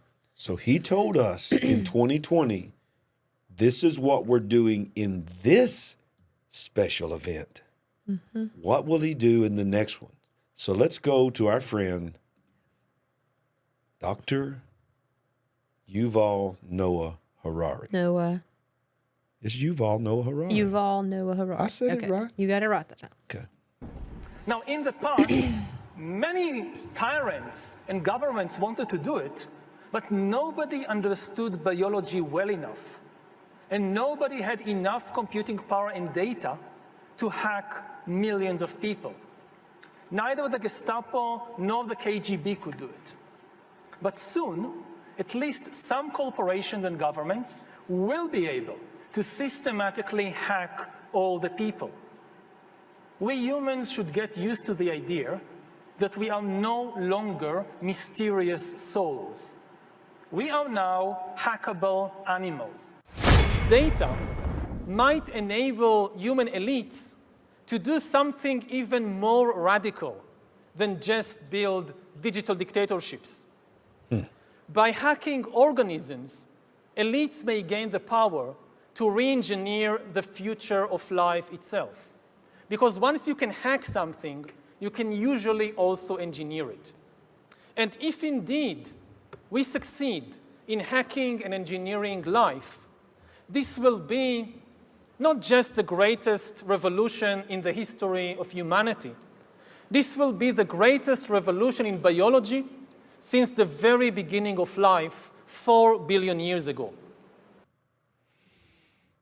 And he goes on, and he said so much more, that he said, some of you believe, in that same speech, he says, in this God, this God above the clouds. He says in 2020 at the World Economic Forum, we have our own clouds. Our God has our own clouds. It's called the IBM cloud. It's called Dropbox. It's called the Microsoft cloud. He said, we have our own cloud. And he makes fun of people who believe in God. And he basically declares himself to be God because he said, I now know that human beings are hackable. And then, Sandy, he closes by saying one of the most chilling things I've ever seen on video. He says, all you people who think you have free will, you can find this anywhere on YouTube. He says it. It's not somebody says he says, it's him saying it. Yes. He says, all you people that think you have free will, and you're going to vote for whoever you want to vote for, free will is gone. It doesn't exist anymore. We can program you already. We don't even have to go under the skin. We can already program you to do and vote for whoever we want. This was 4 years ago. 4 years ago. And remember what he just said, what I just played. Very soon, we will have the technology to hack human beings. Well, I'm going to tell you something. In the world of AI, 4 years is an eternity. It's a long time.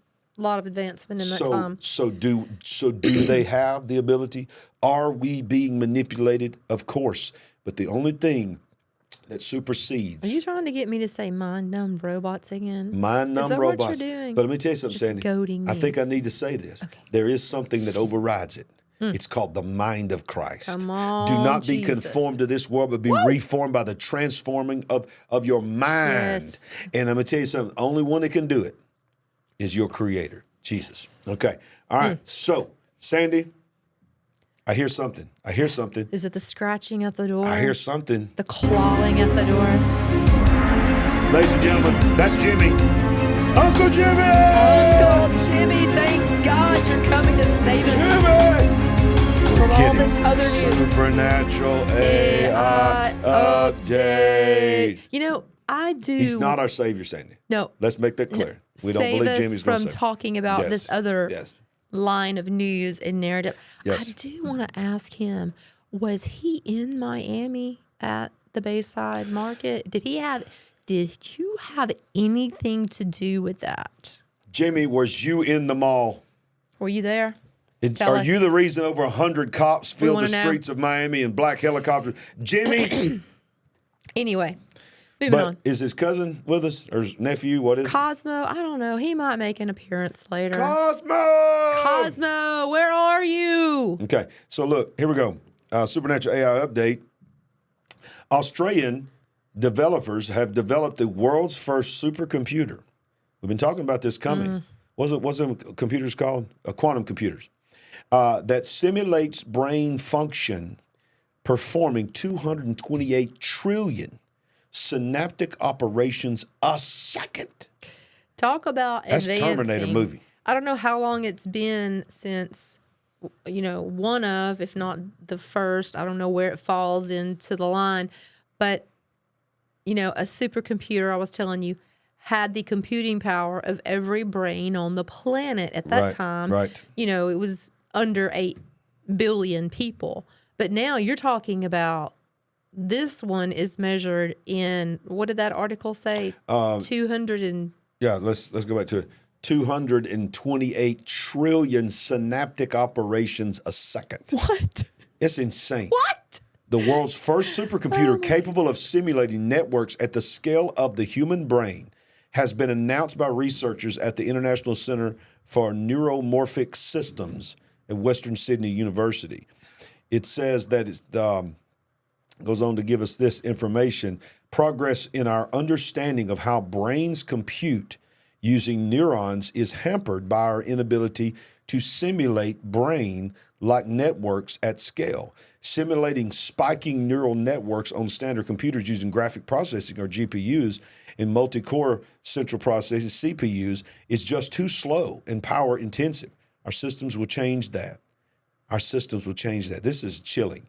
This platform will progress our understanding of the brain and develop brain-scale computing applications in diverse fields, including sensing, biomedical, robotics, space, and large-scale, there it is again, AI you applications. Think that thing that happened with Sam Altman and the coup and everybody freaking out, and you think that advancement has anything to do with this announcement that they're making? No doubt. No doubt at all. And speaking of OpenAI, one of the things, Sandy, that they've had in their terms of agreement, when you sign up for OpenAI to use ChatGPT and all of that, it always said, we will not be used to harm someone, military purposes, and so forth.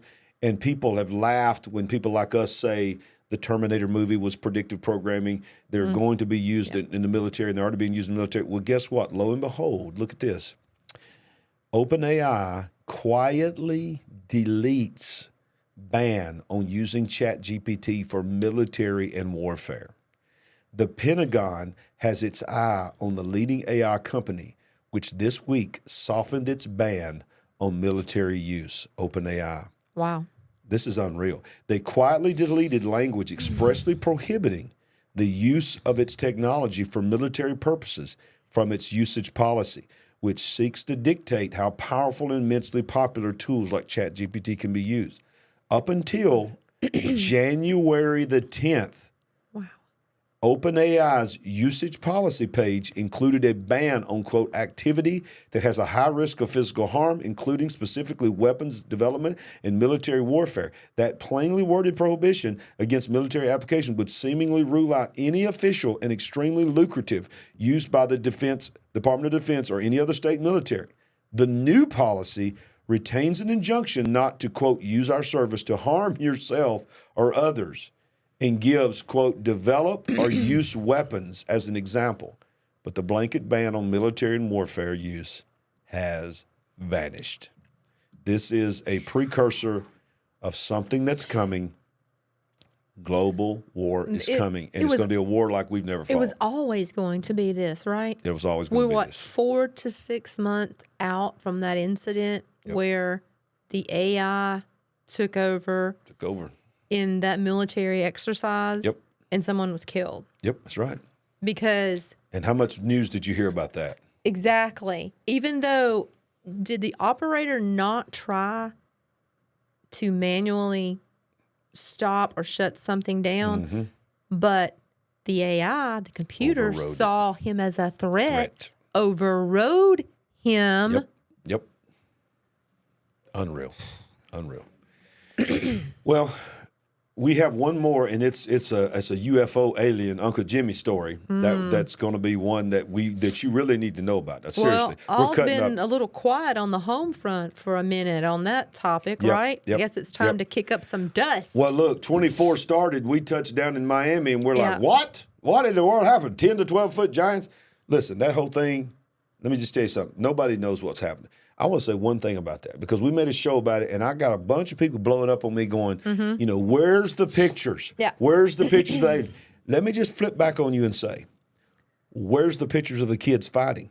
Where's the pictures of anything inside the mall? Nothing. No 10-foot, 12-foot giants, no kids fighting with sticks, no firecrackers, nothing. All we got is 100 police cars and a few kids running out of the mall, and that's it. What if it was absolutely something weird happened? What if it was absolutely neither of those? Right. And they were narratives. Right. If it was anything to do with terrorists, if it was anything to do with, I don't know, something like a biological something being released, you would have thought a lot of people would have showed up in hazmat suits. But something big what happened. If it was neither one of those? Something was being hid. Ladies and gentlemen, something's being hid. Because here's the reality. if your narrative that you're running with is this, they arrested 4 kids and there was a bunch of teenagers fighting with possibly sticks and firecrackers, I got news for you. How many fight videos have popped up on your feed? Yeah. It's horrible seeing somebody being beaten horribly, and somebody's filming. I got news for you. Somebody got behind if there was a fight going on in that mall, there was somebody behind a column trying to hide filming.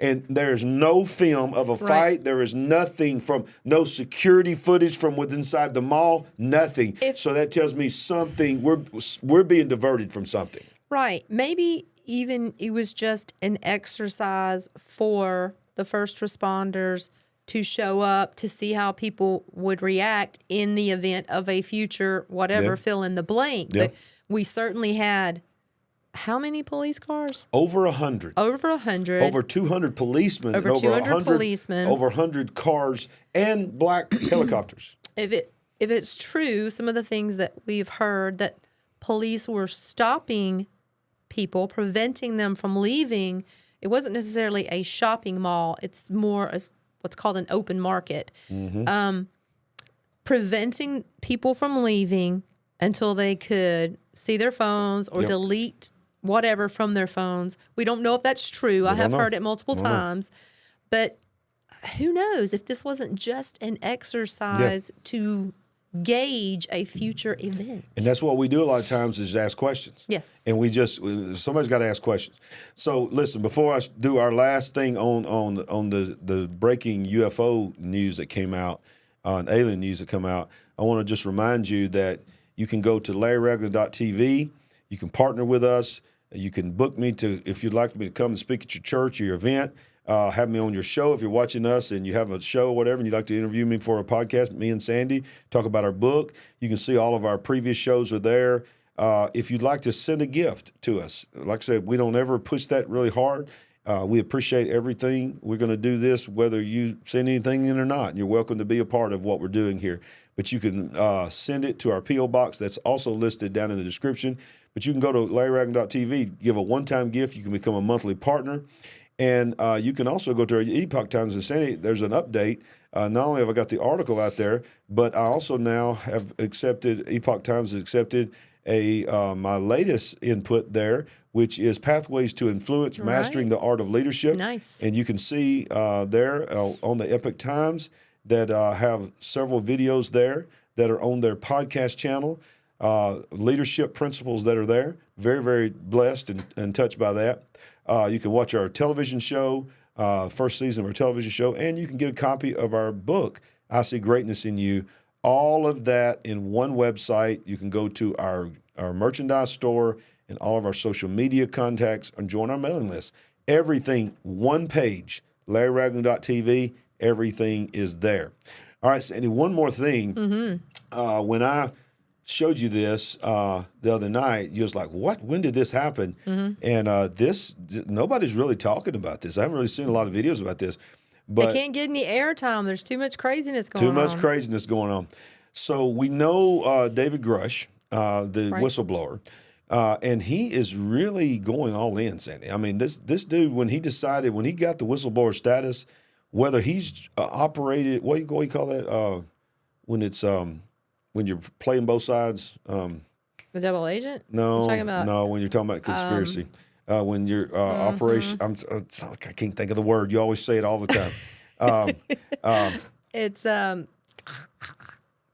orchestrated. No. Oh, what is it? Okay, I'll think of it in a second. UFO whistleblower held secret talk with Wall Street bigwigs and CIA officials in a Manhattan penthouse, where he claimed that the U.S. was in possession of a 40-foot TARDIS-like craft that was the size of a football field when stepped inside. U.S. whistleblower shared new details of this craft in government possession during a secret meeting in New York City. Decorated former Air Force intelligence officer David Grush claims his sources worked on a 40-foot UAP that was, quote, the size of a football field when you stepped inside, according to the attendee at the event. It's like some kind of new math or something, right? Yeah. Well, they're saying it was a small structure.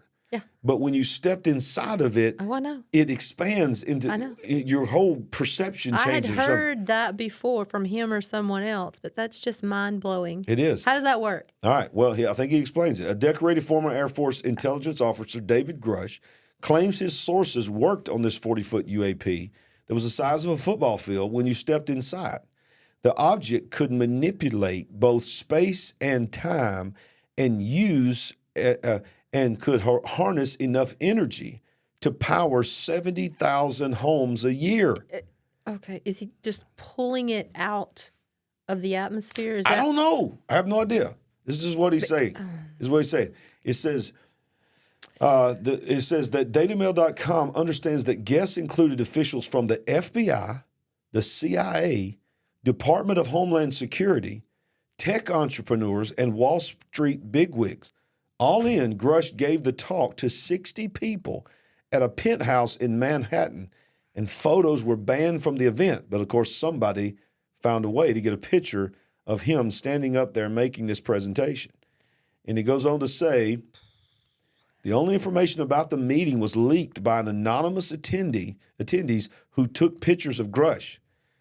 Daily Mail has since verified that the meeting took place and was told by sources that Coinbase advisor John D'Agostino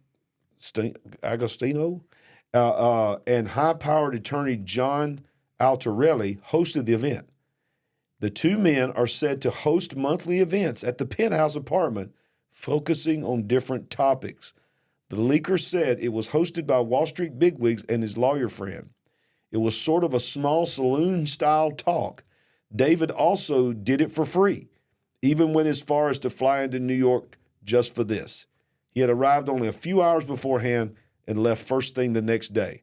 Yeah. The idea was to get a group of both skeptics and believers from all these different walks of life for a talk regarding David and the things that he had said. Most of the people who left as believers.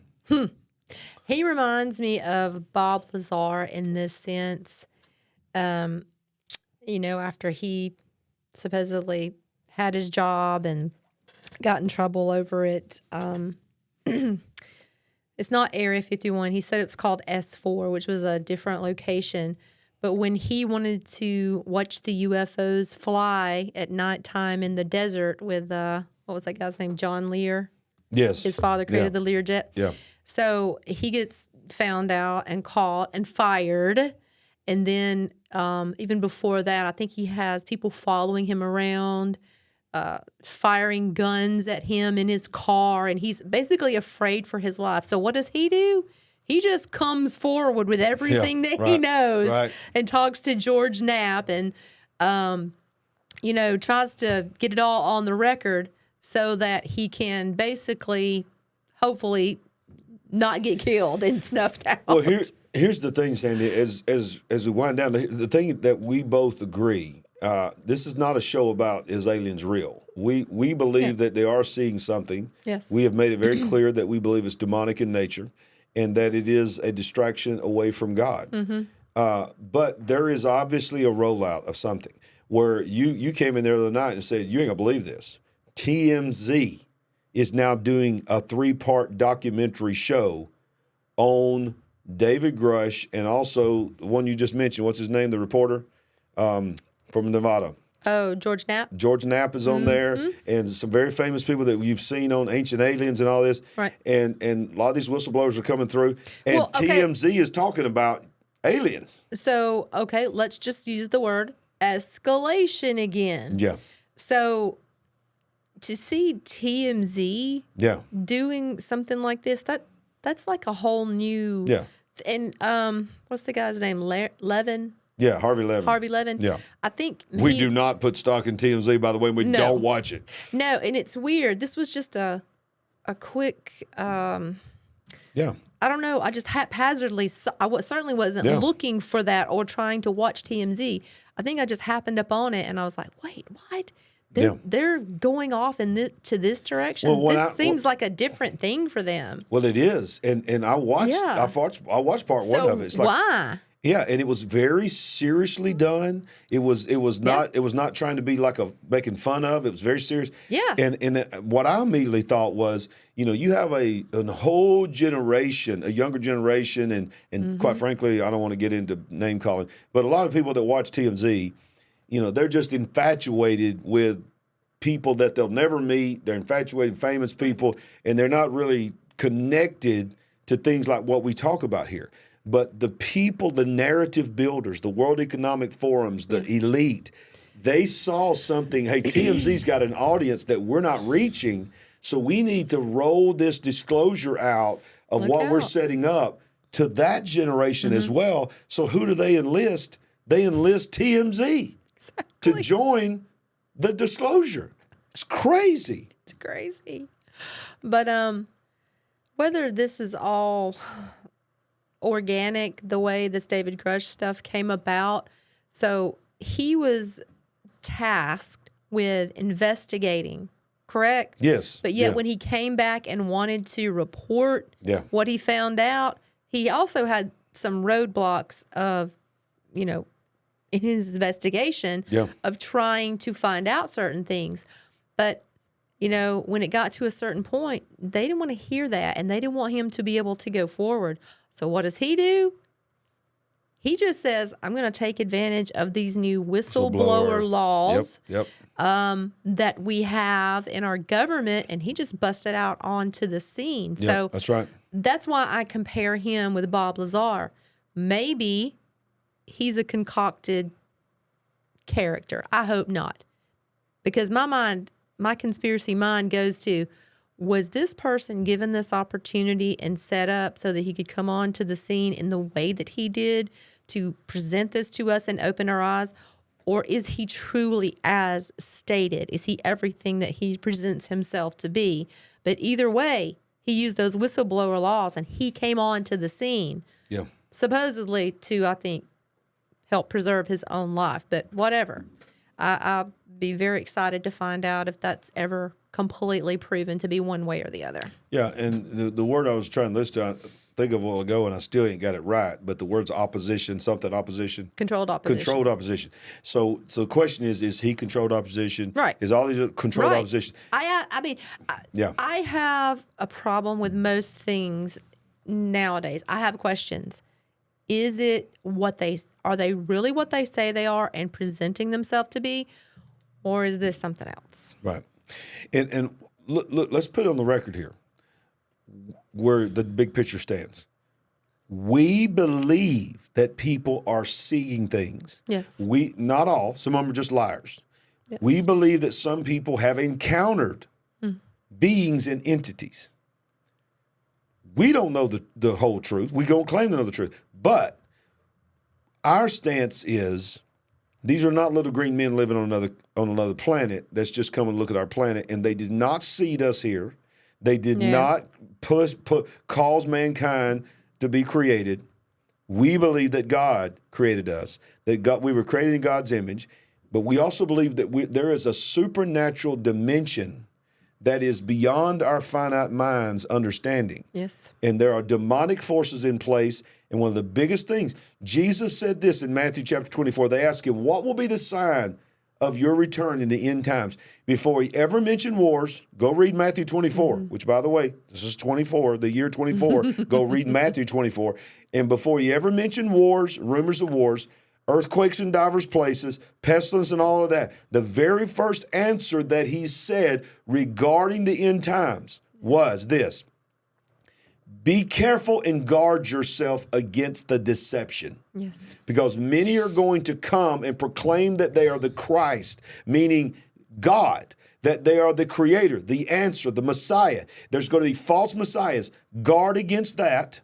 Number one, before you ever think about wars and earthquakes and all this other stuff, guard against deception. And then he goes on in chapter 24, down in the bottom of chapter 4, and says, as in the days of Noah, so shall it be in the days of the coming Son of Man. I'm about to do a video on that. We're going to do a deep dive teaching on that. That one of the things that was going on during the days of Noah was the sons of the fallen angels, the sons of God, was having relations with the daughters of men, and weird demonic creatures were manifesting. So could it be that Jesus was trying to give us also an understanding that part of that deception that's going to happen is the manifestation of weird demonic type entities? Wow. How about that to close tonight with? Well, I know the scripture says men's hearts will fail them for looking after things coming up on the earth, whether it was true or made up for sensationalism. The people that said they were in that marketplace or mall, as some refer to it, they were running for their lives. They were supposedly so scared they couldn't even make a video to show everyone because they were absolutely scared to death. So I guarantee does that scripture define something like that? Is it talking about an event like that or something even far, far worse? Probably far worse. But like you said, when you watch the only video that we have of people running from that mall, those kind of people are not running like that from 4 kids with sticks. I'm sorry. They're not running from 4 kids with sticks and firecrackers. Something else happened. All right, ladies and gentlemen, thank you. If you haven't smashed that like button, smash it, smash it, smash it. It's been a long time since we went over 2 hours, Sandy. Tonight, 2 hours and 5 minutes, y'all. Wow. So thank you for everybody that stayed with us to the very end. We love you. We love you. We love you. Smash that like button. Subscribe. Go to our website, LarryRagland.tv. And check it out and let us know what you think about it. Comment down below if you're watching the replay. Let us know where you're watching from. We love you. We want to remind you that we ain't woke, but we are certainly awake. God bless. Good night.